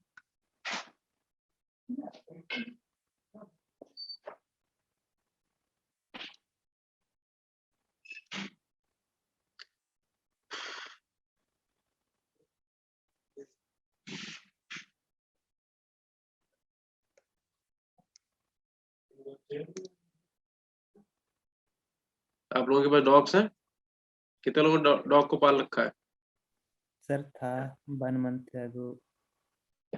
ये क्या हुआ, सर डेथ हो गई उसकी. अरे तो बहुत बुरा हुआ यार, ये चल क्यों नहीं रहा भाई, क्या हो गया इसमें। चलो देखो, सल्फर की अगर हम बात करें तो 2 टाइप का सल्फर होता है, आपको पता होगा, एक अल्फा और एक होता है बीटा। अल्फा वाले क्या बोलते हैं हम लोग, रोम्बिक सल्फर, इसे हम लोग क्या बोलते हैं, रोम्बिक सल्फर। ठीक है, या इसे ना लिखो। अच्छा पहले मुझे ये बता, एलोट्रोप्स क्या होते हैं, एलोट्रोप्स क्या होते हैं बेटा, बताओ कोई भी, वेरियस फॉर्म्स फिर से बोलो बेटा, क्या कह रहा हो। वेरियस फॉर्म्स किसी एलिमेंट की। हाँ, या फिर कह सकते हैं प्योरेस्ट फॉर्म। मतलब सल्फर जो है वो रोम्बिक फॉर्म में और मोनोक्लिनिक फॉर्म में, प्योरेस्ट फॉर्म में आपको मिलेगा, ठीक है। Purest form of any element is known as allotropes, ठीक है। रोम्बिक सल्फर येलो कलर का होता है, ध्यान रखना, ठीक है। ये आपको कैसा देखने को मिलता है, येलो कलर का, ठीक है। और इसे हम लोग अल्फा सल्फर के नाम से भी जानते हैं, ठीक है। और हम लोग इसे कैसे बोलते हैं, बीटा बीटा सल्फर, ठीक है। Alpha sulphur and beta sulphur. यार भाई पेन बहुत गंदा चल रहा है। तो पूछ सर रही कार्बन की प्योरेस्ट फॉर्म क्या है? डायमंड और ग्रेफाइट। कार्बन के तो 3 एलोट्रोप होते हैं, एक होता है आपका डायमंड, एक ग्रेफाइट और एक होता है बकमिंस्टर फ्लोरीन। ध्यान रखना, कार्बन के जो डायमंड और ग्रेफाइट है वो तो आर्टिफिशियल, वो सॉरी वो नेचुरल है, और जो फ्लोरीन है वो मैन मेड है, ध्यान रखना। लेकिन आपको पता है कि फ्लोरीन मैन मेड जरूर है, लेकिन उसका जो टफनेस है वो डायमंड और ग्रेफाइट से भी ज्यादा है, ठीक है। मैन मेड होने के बाद भी समझ लो इंसान कहां तक पहुंच गए। हो गया नोट इतना? Yes, किसी को sir. एब्सोल्यूट जीरो टेम्परेचर पता है बेटा? किसी को पता है एब्सोल्यूट जीरो टेम्परेचर क्या होता है? यस पता है किसी को क्या होता है? सर कोई भी गैस लिक्विफाई होना शुरू हो सकती है। अब बिल्कुल सही बात है ना। गैस को लिक्विफाई करना बहुत ही ज्यादा टफ होता है, ठीक है। तो एक ऐसा टेम्परेचर जहां पर गैसेस लिक्विफाई हो जाए उन्हें हम लोग बोलते हैं एब्सोल्यूट जीरो टेम्परेचर। किसी को पता है कि एब्सोल्यूट जीरो टेम्परेचर कहां पाया जाता है स्पेस में? एब्सोल्यूट जीरो टेम्परेचर कहां पाया जाता है, मैं आपको सर बताऊं कहां पे? कहीं भी नहीं।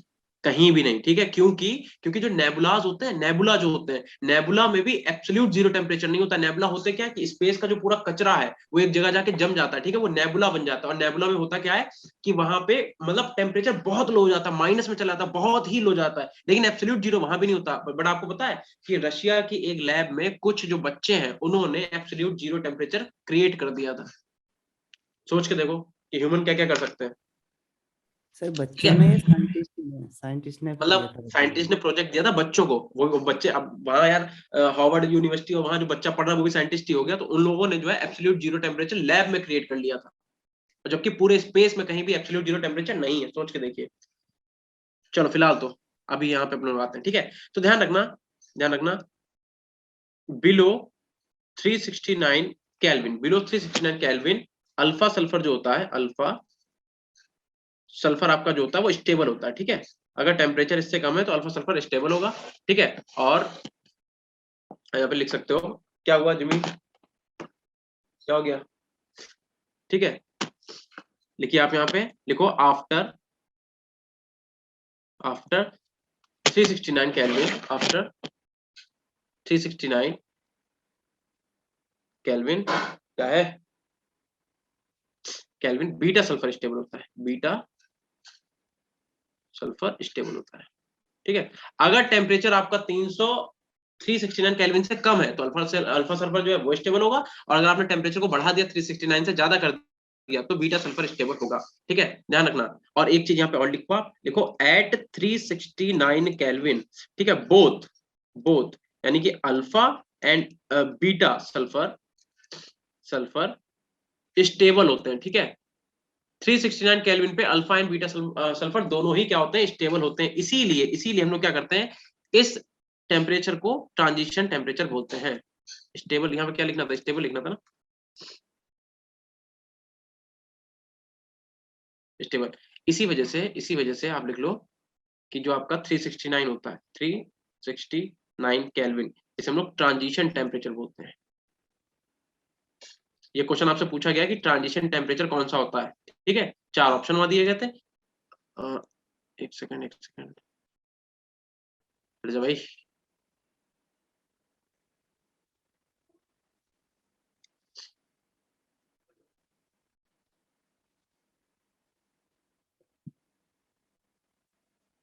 तो आप लोगों के एग्जाम बेटा कब तक चलेंगे?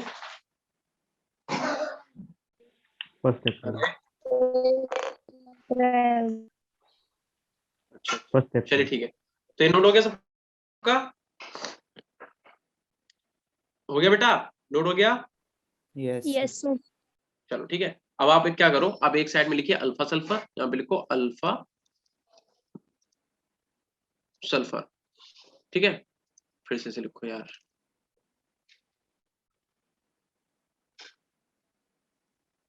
यहाँ पे लिखो बीटा सल्फर,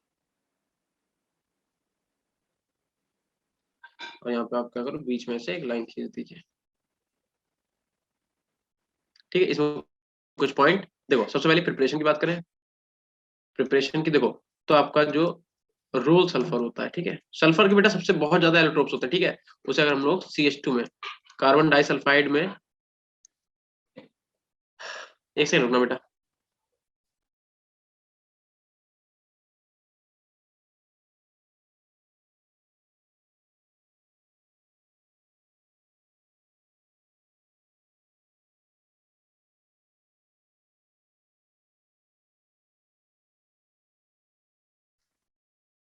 देखो, तो रोल सल्फर को हम लोग क्या करें, CH2 से रिएक्शन करा दें और इसे हम लोग क्या करें, इवापोरेट कर दें, ठीक है, इवापोरेट कर दें, तो हमें क्या मिलेगा, अल्फा सल्फर हमें मिल जाता है, ठीक है, अल्फा सल्फर, ठीक।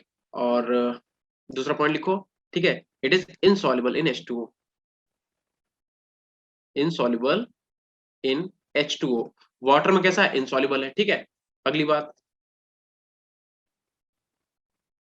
पार्शियली डिसॉल्व होता है, डिसॉल्व होता है किसमें, benzene, partially dissolve in benzene, benzene, ये प्रॉपर्टीज बेटा जरूर याद कर लेना, ठीक है, जरूर पूछा जाएगा। और अल्कोहल,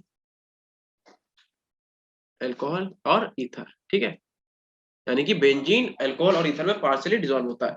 किसमें डिसॉल्व होता है, तो ध्यान रखना, soluble in, soluble in CH2, carbon disulphide में डिसॉल्व होता है, ठीक है। ये आपसे क्वेश्चन पूछेंगे कि अल्फा सल्फर जो है इनमें से किसमें डिसॉल्व नहीं होता, या फिर कहेगा बताओ इनमें से किसमें डिसॉल्व होता है, तो आपको याद होना चाहिए। हो गया नोट। चलो अब आते हैं हम लोग बीटा सल्फर के, तो ध्यान रखना, बीटा सल्फर जो है ये भी सॉल्युबल है, सॉल्युबल है किसमें, CH2 में, कार्बन डाइसल्फाइड में, ठीक है। और ध्यान रखना, melting of alpha sulphur, alpha sulphur in a dish and cooling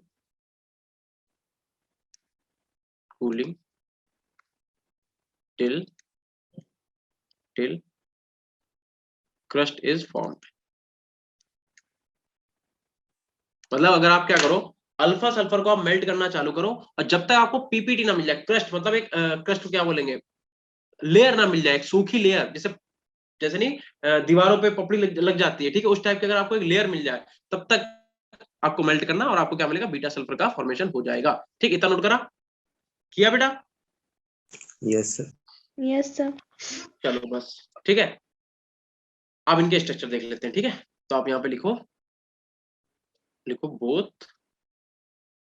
both alpha and beta sulphur जो होते हैं, इनका मॉलिक्यूलर फॉर्मूला कितना होता है, एसिएट मॉलिक्यूल होते हैं, दोनों दोनों एसिएट मॉलिक्यूल है, बट इनकी स्ट्रक्चर डिफरेंट है, एक की होती है बोट फॉर्म, एक की होती है चेयर फॉर्म। कैसे, देखो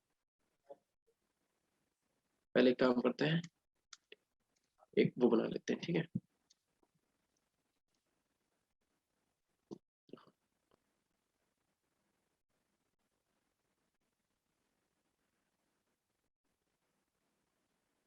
ठीक। अब आपको क्या करना, आप ऐसे मत बनाना, ठीक है, मेरे पास तो इरेजर है यहाँ पे, तो हम उसका यूज करेंगे प्रॉपर, ठीक है। यहाँ पे क्या करना है, सल्फर हम लोगों को पुट कर देना है, ठीक है। तो हो सकता है आपसे स्ट्रक्चर पूछ भी दे, वैसे पूछेगा नहीं, बट फिर भी आपको पता होनी चाहिए कि दोनों जब मॉलिक्यूलर फॉर्मूला सेम है तो डिफरेंस क्या है उसमें, ठीक है। तो ये डिफरेंस है बस, ठीक है। इसकी स्ट्रक्चर होती है क्या, क्राउन शेप, इसे क्या बोलते हैं, क्राउन शेप, क्राउन शेप, ठीक। कौन सा, ये अल्फा सल्फर, ठीक है। और देखो, अगर हम बात करें S6 फॉर्म की, S6 फॉर्म की, तो ये कैसी होती है, ये होती है चेयर फॉर्म,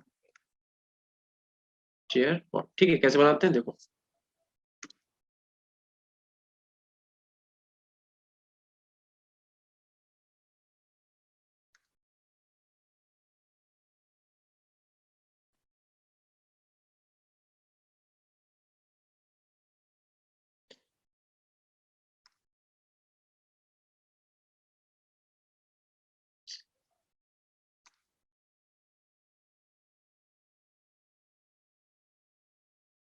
ठीक है। और एक यहाँ पे भी आपको बनाना है, यहाँ पे एक सल्फर आपका आ जाएगा, ठीक है। ये आपके हो गए चेयर फॉर्म, ठीक है, नोट कर लो, ठीक है। अगर आपसे पूछा जाए S2 जो है वो, S2 कैसा मॉलिक्यूल है, ध्यान रखना, it is a paramagnetic, paramagnetic in nature. ठीक है, चलो इतना नोट हुआ, बना लो स्ट्रक्चर फटाफट। अभी आपको बताएं, ये चैप्टर आपको पढ़ने में बोरियत भले लग रही हो थोड़ी बहुत, कह रहे यार मजा नहीं आ रहा है, लेकिन इन क्वेश्चन के जब आप चैप्टर भी लगाओगे ना, इस चैप्टर के क्वेश्चन सॉरी जब आप लगाओगे आपको बहुत मजा आएगा, क्योंकि इतने मतलब आपको सीधे सीधे यहीं से पूछेंगे कि बताओ ये किसकी स्ट्रक्चर है या ये किसका ऑक्सो एसिड है। ठीक है, इसी टाइप के सारे क्वेश्चन पूछे जाएंगे। चलो अगर हो गया है तो आप हेडिंग डालिए SO2। ठीक है, SO2 के बाद H2SO4 और बस ये चैप्टर खत्म। ठीक, SO2 SO2 को हमें पढ़ना है। ठीक है, सल्फर डाइऑक्साइड। तो सबसे पहले हेडिंग आप डालिए प्रिपरेशन। ठीक है, PPRN डालो। प्रिपरेशन कैसे बनाते हैं तो देख लो। अगर हमने क्या करा, अगर हमने सल्फर की रिएक्शन O2 से करा दी, ठीक है, तो हमें क्या मिल जाएगा, SO2 मिल जाएगा। ठीक है, ठीक। अगर लैब प्रिपरेशन की बात करें, अगर हम लोग लिखें लैब प्रिपरेशन की, तो ध्यान रखना लैब में अगर हम SO3-2, इसे हम लोग क्या बोलते हैं, सल्फाइड। क्या, सल्फाइड। हम लोग सल्फाइड का क्या करा दें, एसिडिफिकेशन करा दें, यानी कि H+ से एक्वस से रिएक्शन करा दें, क्या मिल जाएगा, तो आपको H2O मिल जाएगा लिक्विड की फॉर्म में। ठीक है, और आपको क्या मिल जाएगा, SO2 मिल जाएगा गैस की फॉर्म में। ठीक, तो ये इसकी क्या है, लैब प्रिपरेशन है। और एक आप रिएक्शन लिख सकते हो कि it is a byproduct. ठीक है, अगर हम बात करें, it is a byproduct of roasting of sulphide ore. अगर आपने क्या करा, सल्फाइड ओर को रोस्ट कर दिया, ठीक है, तो आपको सल्फर SO2 मिल जाएगा। यानी कि अगर आपने FeH2 की रिएक्शन आपने O2 गैस से करा के हीट कर दिया, ठीक है, तो यहाँ पे क्या हो जाएगा, आपको Fe2O3 मिलेगा सॉलिड फॉर्म में, और आपको यहाँ से SO2 मिलेगी गैसियस फॉर्म में। ठीक है, तो आपको यहाँ से सल्फर डाइऑक्साइड चाहिए तो मिल गई, यहाँ से ये मिल गई, यहाँ से ये वाली हो गई, यहाँ से ये। ठीक है, बताओ हो गया नोट। Yes sir. चलो सबका नोट हो गया बेटा। Yes sir. Yes sir. चला के देखें, चल रहा है भाई, चलो चल रहा है एटलीस्ट। चलो ठीक है, इतना हो गया, चलते हैं नेक्स्ट स्लाइड पे। ठीक है, अब इसके आप कुछ रिएक्शन देख लो। जैसे फॉर एग्जांपल अगर हमने क्या करा, अगर हमने SO2 की रिएक्शन, अगर मैंने SO2 की रिएक्शन करा दी H2O से, ठीक है, तो क्या प्रोडक्ट बनेगा। अगर हमने SO2 की रिएक्शन करा दी किससे, NaOH से, बेस से, तो आपको बताना क्या प्रोडक्ट बनेगा। या फिर अगर आपने सोडियम बाइकार्बोनेट या सोडियम कार्बोनेट की ले लो, पहले सोडियम कार्बोनेट की रिएक्शन अगर हम SO2 से करा दें, ठीक है, तो आपको बताना है क्या बनेगा। ठीक, बताओ। एक और लिख लो, अगर आप SO2 की रिएक्शन करा दो किससे, Cl2 से, तो बताइए क्या बनेगा। ठीक है, चलो। अरे भाई पेन चल जा भाई, बताइए बेटा, पहली वाली में क्या बनेगा बताओ। हम दो ऑप्शन लिख रहे हैं, ठीक है, हम दो ऑप्शन लिख रहे हैं। एक हम लिख रहे हैं H2SO4 और एक में क्या लिख रहा हूं, H2SO3। ठीक है, हम जिसका नाम लेके पूछेंगे वो बताएगा। अक्षिता बेटा, आपको आवाज आ रही है। Yes sir. तो आप बताओ H2SO4 बनेगा कि H2SO3 बनेगा, जल्दी बताइए। अगर हम SO2 की रिएक्शन H2O से कराएं तो H2SO4 बनेगा कि H2SO3 बनेगा, कैसे चेक करोगे, क्या बनेगा बताओ, कैसे चेक करेंगे हम।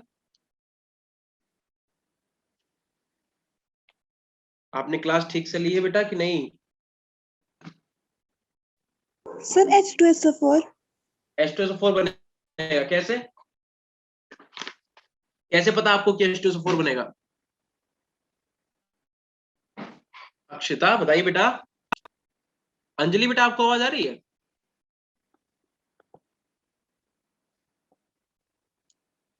चलो कोई बात नहीं। अपर्णा, आपको आवाज आ रही है। हर्ष तुम बताओ बेटा, हर्ष बताओ, H2SO4 बनेगा H2SO3 बनेगा। अभी हम बता चुके हैं, अभी हम H2SO3 H2SO3 क्यों बनेगा बेटा, बताना जरा। क्योंकि सल्फर की ऑक्सीडेशन स्टेट वहां पे +7 हो रही, वहां पर भी वही होगी। ठीक है, देखो अब एक चीज देखो, अभी हमने थोड़ी देर पहले बेटा बताया था कि आपको बस क्या करना है, यहाँ पे सल्फर की ऑक्सीडेशन स्टेट चेक कर लो। तो अगर आप यहाँ पे सल्फर की ऑक्सीडेशन स्टेट निकालोगे तो कितनी निकल के आएगी, +4। तो आपको बस दोनों में चेक करना है कि +4 किसमें है। जरा H2SO4 में चेक करो, तो 4 2 8 और 8 में से 2 गया कितना, यहाँ पे आ गई +6। तो यहाँ पे चेक कर लो, 3 2 6 और 6 में से 2 गया कितना आएगा, +4। इसका मतलब देख लो, इधर +4 है तो कौन सा बनेगा, +4 वाला ही तो बनेगा। अभी तो बताया हमने भैया थोड़ी देर पहले, तो आपको बताइए बात। ठीक है, तो आपको ये वाला इरेज कर दो, ये वाला लिख लो बस कि H2SO3 का फॉर्मेशन होगा। ऑक्सीडेशन स्टेट चेक करा करो बेटा, ठीक है। क्या बनेगा? H2SO3। क्यों? क्योंकि यहाँ पे भी सल्फर की ऑक्सीडेशन स्टेट कितनी है? +4 है, ठीक है। चलो इसमें बताओ क्या बनेगा? यहाँ बनेगा Na2SO3 और यहाँ बन जाएगा आपका H2O, ठीक है। ऐसे अगर हम लोग सोडियम कार्बोनेट की रिएक्शन कराएंगे क्या बनेगा? सोडियम बाइकार्बोनेट NaHSO3,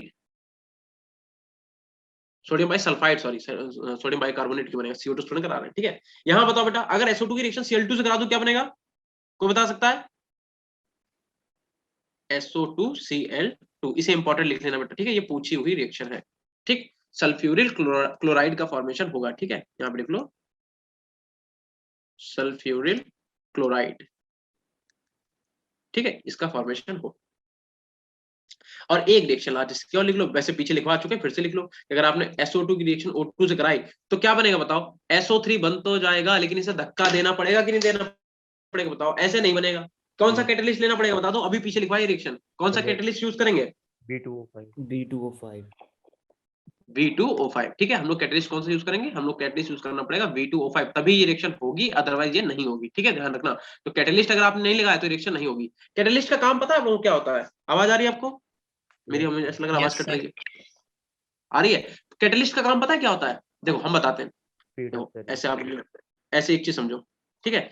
मान लो ये रिएक्टेंट है और आपका यहाँ पे प्रोडक्ट बन रहा है, तो मान लो क्या हुआ, देखो ऐसे, ये आपने ग्राफ पढ़ा होगा केमिकल काइनेटिक वगैरह, या 11th में भी आपने थोड़े बहुत चैप्टर जो है उनमें पढ़ा होगा। तो एक्चुअल में होता क्या है, ये रिएक्टेंट है, ठीक है, ये प्रोडक्ट है। तो रिएक्टेंट प्रोडक्ट में कब कब चेंज होगा? देखो ऐसा होता है, जैसे मान लो आप लोग अभी 12th क्लास में हो, ठीक है, तो 12th क्लास में आपके लिए बैरियर है कि नहीं है? बैरियर क्या है कि आपको 100 में से एटलीस्ट 33% नंबर तो लाने ही होंगे, तभी आप 12th में पास होगे। बताओ होगे कि नहीं होगे? आपके आपके पास एक बैरियर है कि नहीं है? क्या ऐसा है कि पेपर दे दो और कितने भी नंबर आ जाए पास हो जाएंगे? क्या ऐसा है कि 12% किसी का नंबर आ गया वो पास हो जाएगा, या 10% नंबर किसी का आगे पास हो जाएगा? पास होगा क्या? नहीं होगा। आपके लिए बैरियर बनाया गया ना कि आपको इस बैरियर को तो पार करना ही पड़ेगा, तभी आप पास माने जाओगे, अदरवाइज आप फेल हो। अगर आप 12th में हो तो आपके लिए बैरियर क्या है कि आपको एटलीस्ट 33% लाने, तब आप पास होगे, या नहीं तो नहीं होगे। ऐसे ही जो रिएक्टेंट होते हैं, ठीक है, जो भी रिएक्टेंट है, तो रिएक्टेंट में होता है क्या, एटम होते हैं, उनमें क्या होता है, कोलिजन होता है। तो कोलिजन के बाद उन्हें क्या करना पड़ता है, इस एनर्जी बैरियर को, इसे बोलते हैं एक्टिवेशन एनर्जी, यानी कि ये, इन्हें क्या करना पड़ता है, इस एनर्जी बैरियर को कूदना पड़ता है, इतनी छलांग लगानी पड़ती है। एक बैरियर है कि इतनी एनर्जी इनके पास होगी तभी ये वहां पे प्रोडक्ट में फॉर्मेशन हो पाएंगे। तो बात ये है कि यहाँ से कुछ मॉलिक्यूल तो कूद गए, उनके पास एनर्जी थी, चले गए। जिनके पास एनर्जी नहीं, वो क्या होंगे, नहीं जा पाएंगे। मान लो आपने क्या करा, 10 मोल लिया, 10 मोल में से मान लो 3 मोल जो है वो कूद गए, और बाकी कितने बचे, 7 मोल का फॉर्मेशन प्रोडक्ट में हो ही नहीं पाया। तो हम लोग करते क्या है, हम लोग कैटलिस्ट का यूज करते हैं। हम लोग जैसे कैटलिस्ट का यूज करते हैं, कैटलिस्ट क्या करता है, इस एनर्जी बैरियर को कम कर देता है, बस, और कुछ नहीं करता है। अभी आप देख रहे हो ये कितना ज्यादा एनर्जी बैरियर, कितना ज्यादा था, इतना बड़ा एनर्जी बैरियर था, उसने कैटलिस्ट ने क्या करा, उस एनर्जी बैरियर को कम कर दिया। अभी मान के देखो, अगर आपसे बोल दिया जाए कि आपको 12th में 33% नंबर ना लाके आपको क्या करना है, सिर्फ 10% नंबर लाना है बस, तो आपका क्या हुआ, एक बैरियर कम हुआ कि नहीं हुआ? आराम से पास हो जाओगे सब लोग। लेकिन अपने को पास थोड़ा ना, अपने को क्या करना है, अच्छे नंबर लाने, तभी तो हम लोग जेई वगैरह निकाल पाएंगे यार, ऐसा थोड़ा निकलेगा। चलो, कैटलिस्ट का काम सब कुछ समझ आया। जेई बस कैटलिस्ट का यूज होता है, क्या करता है, एक्टिवेशन एनर्जी को कम कर देता है। चलो बड़े बेटा आगे, यस सर। हम बढ़ते हैं फिलहाल, आप लोग बोलते तो नहीं। चलो हाँ, एक बच्चा बोला, यस देखो सर। ठीक है बेटा, ठीक है, ठीक है, एकदम से जोश आ गया उसे। देखो मॉइस्ट SO2 में लिखो कि ये बिहेव करता है, it is behave like a reducing agent, reducing agent. और कितना बढ़िया रिड्यूसिंग एजेंट होता है कि ये क्या करता है, Fe3+ को कन्वर्ट कर देता है किसमें, Fe2+ में। रिएक्शन देखो पूछी गई रिएक्शन है कि अगर हम क्या करें, अगर हम Fe3+ की रिएक्शन करा दें किससे, SO2 से। कैसा SO2 होना चाहिए, मॉइस्ट, ठीक है, जिसके अंदर हल्का फुल्का वाटर होना चाहिए, यानी कि इसके अंदर H2 होना चाहिए। देखो इस पूरे को हम लोग मॉइस्ट SO2 बोलेंगे। क्यों? SO2 प्लस वाटर, मॉइस्ट का मतलब क्या होता है यार, जिसमें वाटर प्रेजेंट हो, ठीक है। तो देखो क्या होगा, तो यहाँ पे क्या करेगा, ये Fe3+ को कन्वर्ट कर देगा किसमें, Fe2+ में, और अपने आप ऑक्सीडाइज हो जाएगा SO4-2 में, और जो है H+ को अलग निकाल देगा। तो जरा एक चीज देख लो, बस इतनी सी बात समझो। Fe3+ किसमें गया, Fe2+ में, तो इसका ऑक्सीडेशन हुआ कि रिडक्शन हुआ है? रिडक्शन। रिडक्शन हुआ है। तो इसने क्या करा, Fe3+ को रिड्यूस कर दिया किसमें, Fe2+ में, ठीक है। ऐसे ही एक रिएक्शन आपको और याद रखनी है कि ये क्या करता है, अगर आपने MnO4 माइनस, अरे यार रुको, अटक जाता है पेन बीच बीच में, देखो अगर आपने क्या किया MnO4 नेगेटिव की रिएक्शन अगर आपने क्या करा दी SO2 से करा दी और H2O से करा दी, तो ये इसे रेड्यूस कर देगा किसमें, ये करेगा Mn+2 में, और क्या बना लेगा SO4-2 बनाएगा और +H+ तो बनाएगा ही बनाएगा। ठीक है, ये ठीक से लिख लो भाई, ये पेन मेरा सही नहीं चल रहा, थोड़ा सा हम चेक करते हैं अभी आज। SO4-2 बनाएगा। ठीक है, यहाँ पे Mn की ऑक्सीडेशन स्टेट बताओ, MnO4 नेगेटिव में ऑक्सीडेशन स्टेट बता दो भैया जल्दी से, Mn कितनी है? +7। +7। Very nice. ठीक है, यहाँ पे देखो कितनी थी, +7, और पहुंच कहाँ गया, +2 में पहुंच गया, मतलब इसका क्या हो गया, रिडक्शन हो गया। ठीक है, तो it is a good reducing agent. ये Fe3+ को Fe2+ में कन्वर्ट कर देगा, और Mn+7 को सोचो Mn+2 में कर दिया। तो ध्यान रखना किसकी बात हो रही है, मॉइस्ट SO2 की बात हो रही है, सिर्फ SO2 नहीं है, ध्यान रखना SO2 + वाटर। ठीक है, इस पूरे को हम लोग क्या बोलते हैं, देखो इस पूरे को हम लोग बोलते हैं मॉइस्ट SO2 + वाटर। हाँ, हो गया भैया, सबका हो गया, आवाज आ रही है? चलिए, अब बस आज का लास्ट टॉपिक, आज का नहीं सॉरी, इसका हम लोग पढ़ते हैं लास्ट टॉपिक, ऑक्सो एसिड, और सबसे इंपॉर्टेंट टॉपिक आपका यही है। ठीक है, ऑक्सो एसिड। ये पेन से बहुत दुखी हम, चलो धीरे धीरे लिखते हैं। ऑक्सो एसिड ऑफ सल्फर, आप लोगों ने स्कूल में पढ़ा होगा, मार्शल एसिड, ओलम, ये सब पढ़ा है कि नहीं पढ़ा, बताओ। चलो नहीं पढ़ा तो कोई बात नहीं, आज पढ़ लेना। ठीक है, देखो कौन कौन से होते हैं, देखो एक तो आपका होता है H2SO3, ठीक है, और एक आपका कौन सा होता है H2SO4 आपका होता है, एक आपका कौन सा होता है H2H2O8 होता है। ठीक है, और लास्ट एक आपका और कौन सा होता है H2H2O7। ठीक है, अब मेरी बात सुनो, यहाँ पे सल्फर की ऑक्सीडेशन बताओ स्टेट कितनी है H2SO3 में, H2SO3 में सल्फर की ऑक्सीडेशन स्टेट कितनी है, +4। H2SO4 में बता दो कितनी है, जल्दी बताओ बेटा। +6। यहाँ पे कितनी, +4, यहाँ पे कितनी, +6। ठीक है, अब आपको मैं एक चीज समझाते हैं, देखो जब भी सल्फर, जैसे सल्फर कितना होता है 16 होता है, कैसे लिखते हैं हम लोग 2,8,6, आउटोमोस्ट सेल में कितने इलेक्ट्रॉन है 6। तो जब भी सल्फर अपनी मैक्सिमम ऑक्सीडेशन स्टेट शो करेगा, मतलब कितनी कर सकता है, मैक्सिमम 6 इलेक्ट्रॉन ही तो निकाल सकता है, आउटोमोस्ट सेल में उसके 6 इलेक्ट्रॉन है, तो अपना ऑक्टेट पूरा अगर उसे करना पड़ा, या तो 2 लेगा या क्या करेगा 6। मैक्सिमम कब होगी, मैक्सिमम तो तब होगी जब 6 के 6 निकाल देगा। तो जब भी कोई भी एलिमेंट अपनी मैक्सिमम ऑक्सीडेशन स्टेट में है, तब उसमें इक लगाते हैं, क्या लगाते हैं, इक लगाते हैं, रिक, मतलब आप इक जोड़ लो बस ऐसे, अगर मैक्सिमम ऑक्सीडेशन स्टेट में तो क्या जोड़ेंगे, इक जोड़ेंगे। चल ही नहीं रहा, पेन ही नहीं चल रहा है भाई, देखो क्या लगाते हैं, फिर से देखो भैया नहीं चल रहा है यार, बदतमीज पेन, इक लगाते हैं। ठीक है, और अगर अगर जो भी एलिमेंट जितनी ऑक्सीडेशन स्टेट की मैक्सिमम है उससे कम शो करता है, उसे ओरस बोलते हैं, ओरिक बोलते हैं, उसे ओरस बोलते हैं, इतना ध्यान रखो, इसे क्या बोलेंगे, ओरिक बोलेंगे। और अगर 6 ना करके उससे कम करेगा, उससे क्या बोलेंगे, ओरस बोलेंगे, OROUS। ठीक है, ओरस बोलेंगे। तो अब हम आपसे क्या पूछ रहे हैं कि बताओ इन दोनों में से इसका नाम क्या होगा, इसका नाम क्या होगा, बताओ। सल्फोरस एसिड कौन सा होगा, सल्फ्यूरिक एसिड कौन सा होगा, सल्फोरस ऊपर वाला होगा और सल्फ्यूरिक नीचे होगा। समझ में आया? देखो बात सीधी सी इतनी है कि इसकी सल्फर मैक्सिमम ऑक्सीडेशन स्टेट अगर +6 है, उसकी +6 करेंगे, इसे क्या बोलेंगे, सल्फ्यूरिक बोलेंगे, इसे क्या बोलेंगे, सल्फ्यूरिक एसिड। क्यों, ओरिक कब लगाएंगे, फिर से लिखते हैं, जब बाहर मैक्सिमम सल्फ्यूरिक एसिड। ध्यान रखना, रिक एसिड तब लगाएंगे जब वो अपनी मैक्सिमम ऑक्सीडेशन स्टेट शो करे, और ओरस तब लगाएंगे जब वो अपनी मैक्सिमम से कम करे। ठीक है, तो यहाँ पे क्या लगाएंगे, सल्फोरस एसिड, सल्फोरस एसिड, ध्यान रखना। ठीक है, चलो, और इसे हम लोग क्या बोलते हैं, इसे हम लोग बोलते हैं पर ऑक्सो, इसे हम लोग बोलते हैं पर ऑक्सो सल्फ्यूरिक एसिड।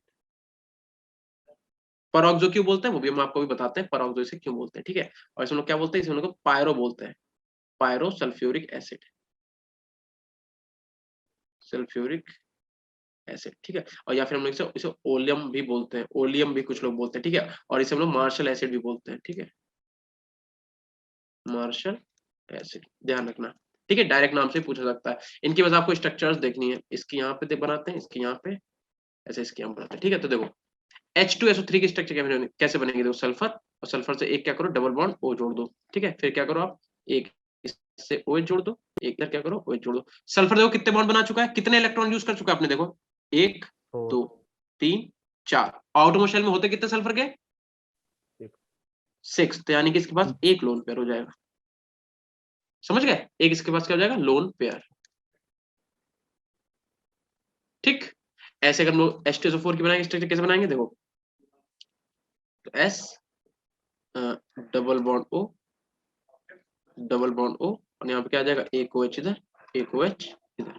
ठीक है, मतलब इसके पास एक भी लोन पेयर नहीं होगा क्योंकि उसका देखो सारे इलेक्ट्रॉन यूज हो गए, यूज हुए कि नहीं हुए, देखो एक ये इलेक्ट्रॉन यूज हो गया, एक ये इलेक्ट्रॉन, एक ये, एक ये, एक ये और दो यहाँ पे, यानी कि 6 के 6 इलेक्ट्रॉन यूज हो गए। ठीक, तो इसकी स्ट्रक्चर हो गई ये। अब बात करते हैं हम लोग किसकी, H2S2O8 की। देखो इसे पर ऑक्सो क्यों बोलते हैं, क्योंकि देखो आप क्या करो, पहले दो सल्फ्यूरिक एसिड की स्ट्रक्चर बना लो, जैसे H डबल बॉन्ड O, ठीक है, और डबल बॉन्ड O, यहाँ पे क्या करो OH, यहाँ पे क्या बन जाएगा अपने पास OH, और एक OH कहाँ पे था इसके, ऐसे ऐसे एक और आप बना लो, क्या H double bond O double bond O और एक OH इसका ऐसे लिख दो और एक OH इसका लिख दो ऐसे। और आप क्या करो, आपको बस यहाँ क्या करना है, देखो ऐसे इरेज करो यहाँ से। ठीक है, क्या करना है अपने को यहाँ पे लिखना है O और यहाँ पे लिखना H, और यहाँ से आप H2 हटा दो, बस H2 को यहाँ से रिमूव कर दो। H2 अगर हम रिमूव करेंगे तो क्या बनेगा अपने पास, देखो H2 हमने यहाँ से हटाया तो इनके बीच में क्या आएगा, बॉन्ड आ जाएगा, इनके बीच में क्या आ जाएगा, एक बॉन्ड आ जाएगा। अब देखो आपको पता है पेरोक्साइड बॉन्ड क्या होता है, देखो H2O2 की स्ट्रक्चर सबको पता है क्या होता है, दो O और एक H इधर, एक H इधर, इसे बोलते हैं हम लोग पेरोक्साइड बॉन्ड। पेरोक्साइड बॉन्ड का मतलब सर समझ नहीं आया, अच्छा एक सेकंड को फिर से समझाते हैं। देखो पहले तो आप पेरोक्साइड बॉन्ड समझो, अच्छा मुझे 1 मिनट दो, मैं अभी आता हूँ, बस 1 सेकंड रुकिए बस। ठीक है,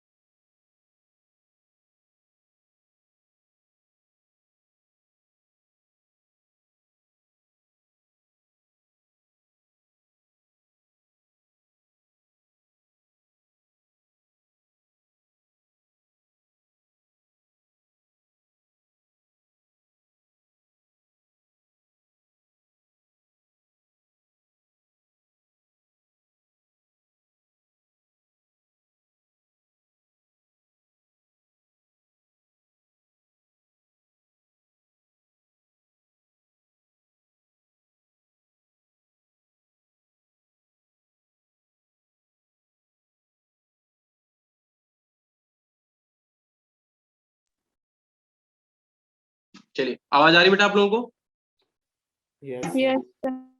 आवाज आ रही, चलो देखो अब आपको समझाते हैं फिर से। देखो नेहा कह रही थी बेटा सर समझ में नहीं आया, देखो आपको क्या करना है, दो H2SO4 की स्ट्रक्चर बना लो। सबसे पहले H2SO4 की स्ट्रक्चर कैसी होती है, देखो S double bond O double bond O, एक OH अपने पास इधर हो गया, ठीक है, और एक OH हो गया अपने पास इधर। ठीक है, आप फिर से क्या करो, फिर से आप एक H2SO4 की स्ट्रक्चर बनाओ, तो S double bond O and double bond O, एक OH अपने पास हो गया यहाँ पे और एक OH हो गया अपने पास में O और H हो गया यहाँ पे।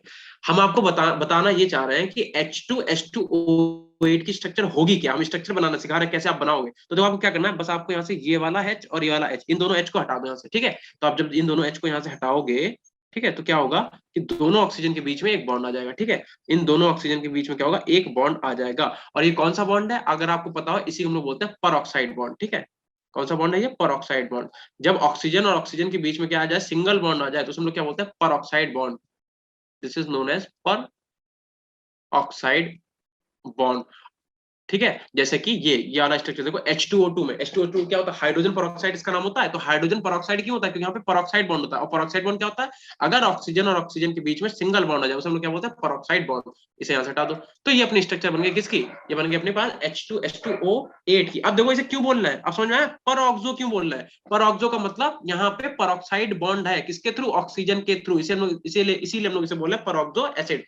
अगर हम आपसे कहें H2H2O7 की बनाओ, तो बताओ इस स्ट्रक्चर में क्या करना पड़ेगा। ये जो स्ट्रक्चर बनी हुई है मार्शल एसिड की, बताओ इसमें क्या कर दें कि H2H2O7 बन जाए, बताओ कोई भी बता दो,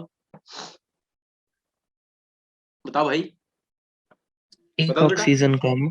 एक ऑक्सीजन कम कर दो बस, देखो कितनी सिंपल सी बात है। अगर हम यहाँ पे क्या करें, हम फिर से वही लिख लें, हम क्या करें, OH लिख दें, ठीक है, और यहाँ पे S डबल बॉन्ड O लिख दें, डबल बॉन्ड O लिख दें, और यहाँ पे 2 ऑक्सीजन की जगह बस 1 ऑक्सीजन कर दें, ठीक है। तो यहाँ पे लो, ये हो गया, ये हो गया, और आपका ये हो गया। ये स्ट्रक्चर किसकी बन गया, ये बन गया पायरो की, ठीक है। मतलब अगर 2 सल्फर के बीच में एक O आ गया, उसे हम लोग क्या बोलते हैं, पायरो बोलते हैं। 2 अगर आ गए, पेरोक्सो बोलते हैं। और सल्फ्यूरिक और सल्फोरस हमने समझा ही दिया कि अगर मैक्सिमम ऑक्सीडेशन स्टेट करेगा तो सल्फ्यूरिक, और मैक्सिमम से कम करेगा तो सल्फोरस। क्लियर है इतना कि नहीं, बता दो बेटा। Yes, sir. एसिड पे आप लेना 100%, यहां से क्वेश्चन आएगा ही आएगा। पूरा चैप्टर पढ़ना चाहे ना पढ़ना, वैसे तो पढ़ना, बट आपको एक ट्रिक बता रहे कि ऑक्सो एसिड किसी भी ग्रुप के छोड़ना मत, चाहे वो 13 के हो, 14 के हो, 15 के हो, 16 के हो, 17, 18, किसी के भी ग्रुप के ऑक्सो एसिड मत छोड़ना, ठीक है। क्या आपको क्वेश्चन पूछेगा, आपसे कहेगा बताओ, क्वेश्चन आपसे पता क्या पूछेगा, क्या बताइए आप कि H2H2O7 के अंदर कौन सा बॉन्ड प्रेजेंट है। और ऑप्शन में क्या कहेगा कि बताओ, ये नहीं सॉरी, एस है ना सल्फर, आपसे कहेगा ऑप्शन में, देखेगा ऑप्शन क्या बताओ, SOS बॉन्ड है, या फिर SOOS बॉन्ड है, या सीधे SS बॉन्ड है, ठीक है। या बता दो S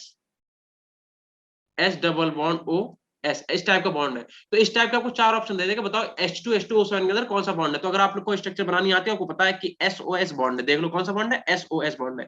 देखो ये S, और ये भी कौन सा है, S, और बीच में क्या O, यानी कि SOS बॉन्ड इसके अंदर प्रेजेंट है। तो इस टाइप के क्वेश्चन जो ये जो आपके ऑक्सो एसिड, इनसे बराबर पूछे जाएंगे, ठीक है। तो याद रखना, ठीक है। Yes, हो गया sir. बेटा, इतना बताइए।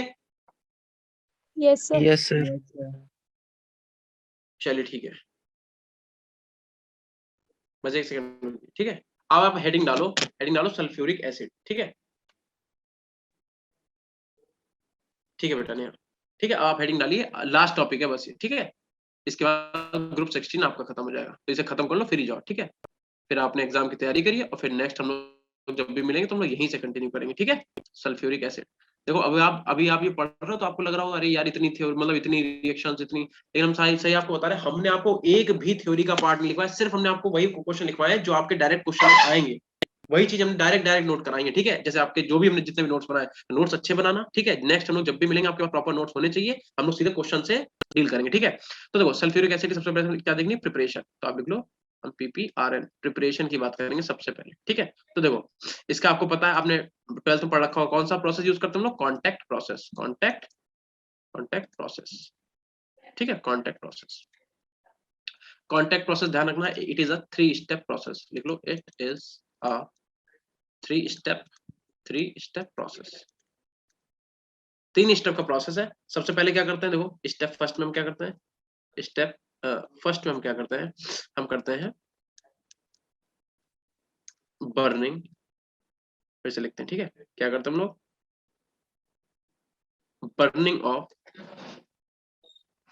बर्निंग ऑफ सल्फर और सल्फाइड और अगर हम लोग क्या करेंगे, सल्फर को और सल्फाइड ओर को बर्न कर देंगे, तो हमें यहाँ से क्या मिल जाएगा, SO2 मिल जाएगा, ठीक है, पहले स्टेप में। फिर स्टेप नंबर 2 में क्या होगा, देखो स्टेप सेकेंड में क्या करेंगे हम लोग SO2 की रिएक्शन करा देंगे, किससे, O2 से, ठीक है। क्या मिल जाएगा, किस, और ये रिएक्शन कैसे हो जाएगी बताओ, क्या ये रिएक्शन ऐसे हो सकती है, क्या SO3 डायरेक्ट मिल जाएगा हमें, No, sir. नहीं मिलेगा बेटा, नो सर बोल रहा है बच्चा, क्यों नहीं मिलेगा, बताना जरा, क्या कमी है इस रिएक्शन में, क्या कम है, क्या बताओ बेटा, कंडीशन? कैटलिस्ट। यानी कि यहाँ पे जब तक आप V2O5 वेनेडियम पेंटाऑक्साइड नहीं लगाओगे तब तक रिएक्शन प्रोसीड नहीं होगी। सेकंड स्टेप ये हो गया। थर्ड स्टेप देख लो, स्टेप नंबर थर्ड में क्या होता है, ये तो आपने 12th में पढ़ा, वैसे तो पढ़ा तो सभी कुछ है, बट हाँ यहाँ पे हम आपको सिलेक्टेड चीज बता रहे हैं, ठीक है। तो देखो यहाँ पे क्या होता है, अगर हमने क्या करा, SO3 की रिएक्शन अगर हम H2SO4 वेपर से करा दें, अब आप सोचो, आप कहोगे हम H2SO4 की प्रिपरेशन पढ़ रहे हैं, उसमें H2SO4 कहाँ से आ गया, तो H2SO4 नहीं है, इट इज अ वेपर, ये सिर्फ वेपर्स होती है, ठीक है। हम लोग हल्की सी वेपर से रिएक्शन कराते हैं और हमें ओलम मिल जाता है। क्या मिल जाता है, ओलम, यानी कि H2O7 ओलम का फॉर्मेशन यहाँ पे हो जाता है, किसका, OLEUM, ओलम का फॉर्मेशन हो जाता है, ठीक है। अब हम लोग क्या करते हैं, देखो हम लोग क्या करते हैं, हम लोग करते हैं डाइल्यूशन ऑफ ओलम, ठीक है। ओलम का मतलब ब्रैकेट में लिख लो H2H2O8 विद H2O, इसकी रिएक्शन किससे कराते हैं, H2O से, और हमें क्या मिल जाता है, हमें H2SO4 जो है वो मिल जाता है, ठीक है। और आप एक चीज ध्यान रखना कि आपको जो H2SO4 मिलता है, H2SO4 ऑब्टेन्ड बाय ओलम, या contact process, H2SO4 obtained by contact process,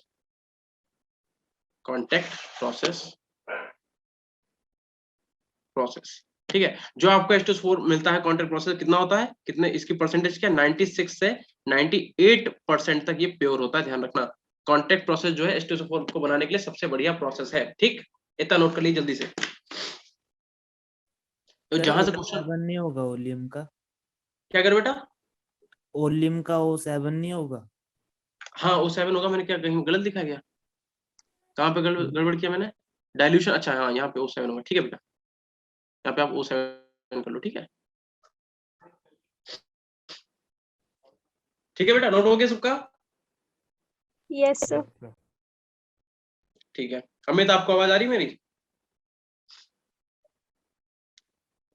बहुत सारे बच्चे बोलते ही नहीं है बिल्कुल, चलो कोई बात नहीं, जो बोल रहे हैं उन्हें पढ़ाते हैं। चलो देखो, अब आप हेडिंग डालो प्रॉपर्टीज, ठीक है, आप हेडिंग डालिए प्रॉपर्टीज, बस प्रॉपर्टीज डाल के ये ओपन हो जाएगा, खत्म हो जाएगा, ठीक है। देखो क्या प्रॉपर्टीज है, तो देखो पहली सबसे प्रॉपर्टीज क्या है, ये डिसॉल्व हो जाता है किसमें, H2O में, डिसॉल्व इन H2O, ठीक है। और क्या करता है, release high amount of energy, ठीक है। वाटर में डिसॉल्व हो जाता है और बहुत सारी एनर्जी को क्या करता है, रिलीज कर देता है। और दूसरी बात, अगर हम बात करें कॉन्क H2SO4 की, अच्छा एक बार बताओ, पानी में हम लोग H2SO4 डालेंगे कि H2SO4 में पानी डालेंगे, पानी में H2SO4।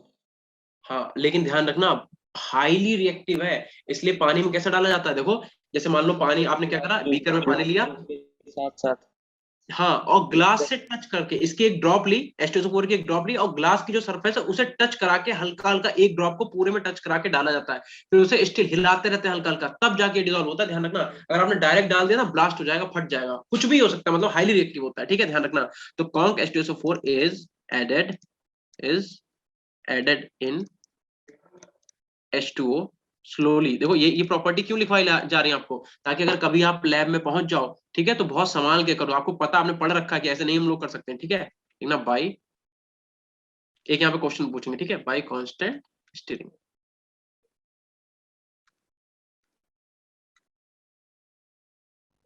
ING, ठीक है। अच्छा, अब एक चीज यहाँ पे देखो, यहाँ पे एक क्वेश्चन आएगा, इन एक्वस सोल्यूशन, यहाँ से बस क्वेश्चन पूछा जाएगा, देखो जहां से क्वेश्चन पूछा जाएगा वहां हम लिखवा रहे हैं 100%, ये आपको पता होना चाहिए रिएक्शन, और यहाँ से आपको क्वेश्चन पूछा ही जाएगा।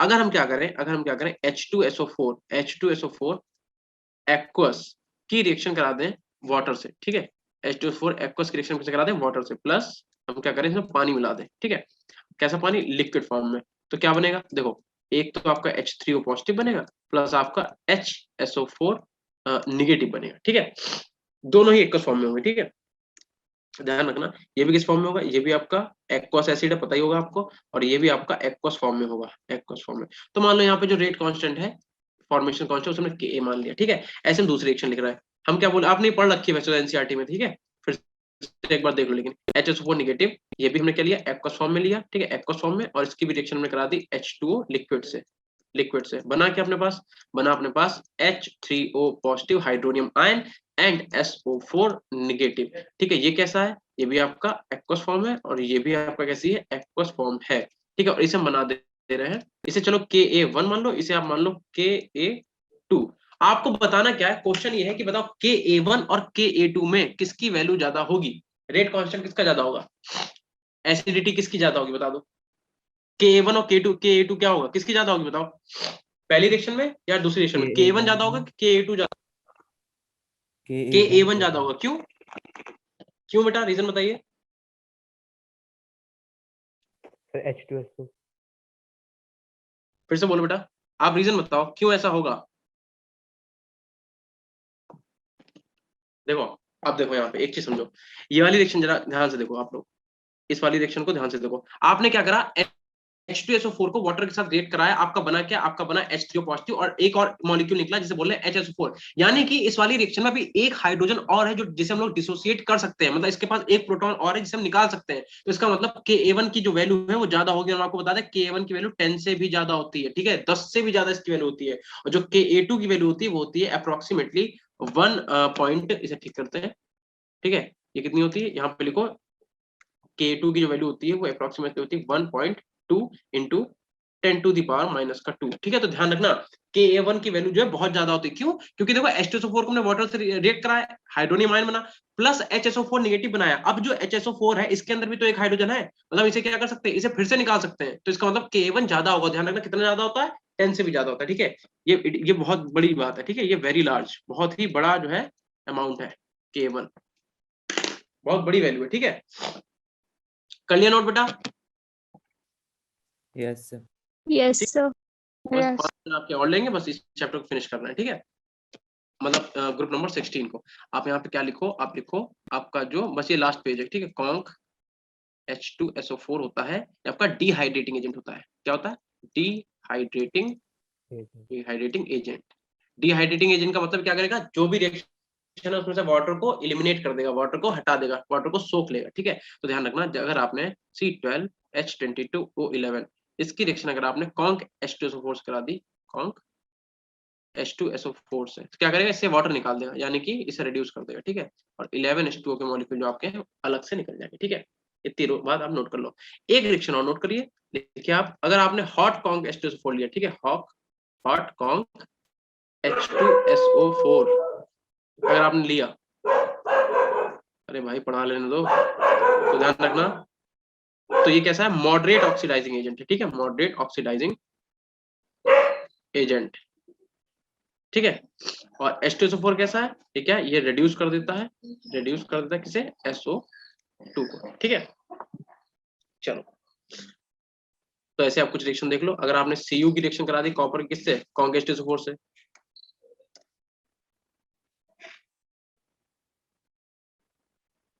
कॉन्क H2SO4 से, ठीक है, या फिर आपने क्या करा, सल्फर की करा दी कॉन्क H2SO4 से, या फिर आपने क्या करा, कार्बन की करा दी कॉन्क H2SO4 से। ध्यान रखना क्या करेगा, सबको ये पानी सबका निकाल देगा, ठीक है, यानी क्या करेगा, ये यहाँ से क्या बना है, COSO4 बना लेगा, यहाँ से ये SO2 बना लेगा, और यहाँ से क्या करेगा, CO2 का फॉर्मेशन कर देगा, ठीक है। और देखो बताओ क्या क्या निकलेगा, तो यहाँ से क्या निकल जाएगा, देखो डिहाइड्रेटिंग एजेंट है ना, वाटर को भी निकालेगा तो SO2 निकालेगा प्लस वाटर निकालेगा, ठीक है। यहाँ से क्या निकलेगा, यहाँ से भी वाटर निकाल देगा, और यहाँ से क्या करेगा, यहाँ से भी SO2 और प्लस H2O जो है वो निकाल देगा, क्योंकि डिहाइड्रेटिंग एजेंट है, ठीक है। तो आपका यहीं पे 16th ग्रुप जो है वो कंप्लीट हो गया, और टाइम अभी हो रहा है 8:43। जाओ यहाँ से हटो,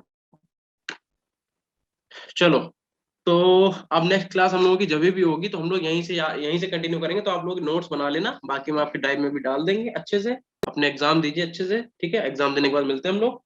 wish you all the very best, सभी को बहुत अच्छे से एग्जाम दो और फिर हमें मिलो, ठीक है। और इसके बाद हम लोग क्या करेंगे, यहीं से कंटिन्यू करेंगे, ध्यान रखना, ठीक है। ग्रुप नंबर 17 और 18 बस हमें पढ़ना है, पी ब्लॉक आपका खत्म हो जाएगा, ठीक है। सर एक बात Yes, पूछनी sir. थी बताओ बेटा। सर, जो ओजोन डिप्लेशन जो हो रहा है हमारा, ठीक है, तो उसके लिए कोई अभी तक ये नहीं निकला, उपाय नहीं निकला उसका। नहीं निकला, क्यों नहीं उपाय निकला है। देखो हम आपको बताएं, ऐसा होता है, पहली बात तो जितने भी ओजोन का डिप्लेशन होती है, अर्थ खुद को अपना वो करते हैं। जैसे कि होता है हम लोग बॉडी है, ह्यूमन बॉडी यहाँ पे कट जाए, ठीक है, अगर यहाँ पे हल्का सा कट लग जाए तो क्या होता है कि वो कट अपने आप ही ठीक होता है। दवाई आपके क्या करती है, होता है एंटीबायोटिक है। दवाइयाँ क्या करती है, वहां पे जम्स नहीं जमने देती हैं, कि कीड़ा और जो जम्स होते हैं वो सब इन्फेक्शन नहीं होने देंगी, लेकिन बॉडी क्या करती है, उसे खुद ही इनहेल खुद ही ठीक कर लेती है। ऐसे जो अर्थ होती है, तो जहां जहाँ पे होल होते हैं उसे खुद ही वहां पे रिएक्शन होकर हो जाता है। लेकिन हाँ, उपाय भी निकले कई सारे ऐसी चीजें, जिससे ओजोन लेयर को हम लोग क्या कर सकते हैं, कम कर सकते हैं। और मतलब कई सारी चीजें हैं, एग्जैक्ट प्रोसेस क्या है मुझे नहीं पता बेटा, ठीक है, पर हाँ बहुत सारे ऐसे प्रोसेस है जिससे हम लोग क्या कर सकते हैं, ओजोन डिप्लेशन को कम कर सकते हैं। अलास्का वगैरह जो है वहां पे बहुत ज्यादा हो रहा है, ठीक है। और जो जैसे ऑस्ट्रेलिया वगैरह, वहां पे देखो लोगों को क्या होता है, स्किन कैंसर हो जाता है, इसी वजह से होता है, क्योंकि वहां पे बहुत ज्यादा ओजोन का डिप्लेशन होता है, ठीक है। इतना नोट कर लो, फिर हम लोग मिलते हैं। हो गया नोट सबका बेटा? Yes, sir.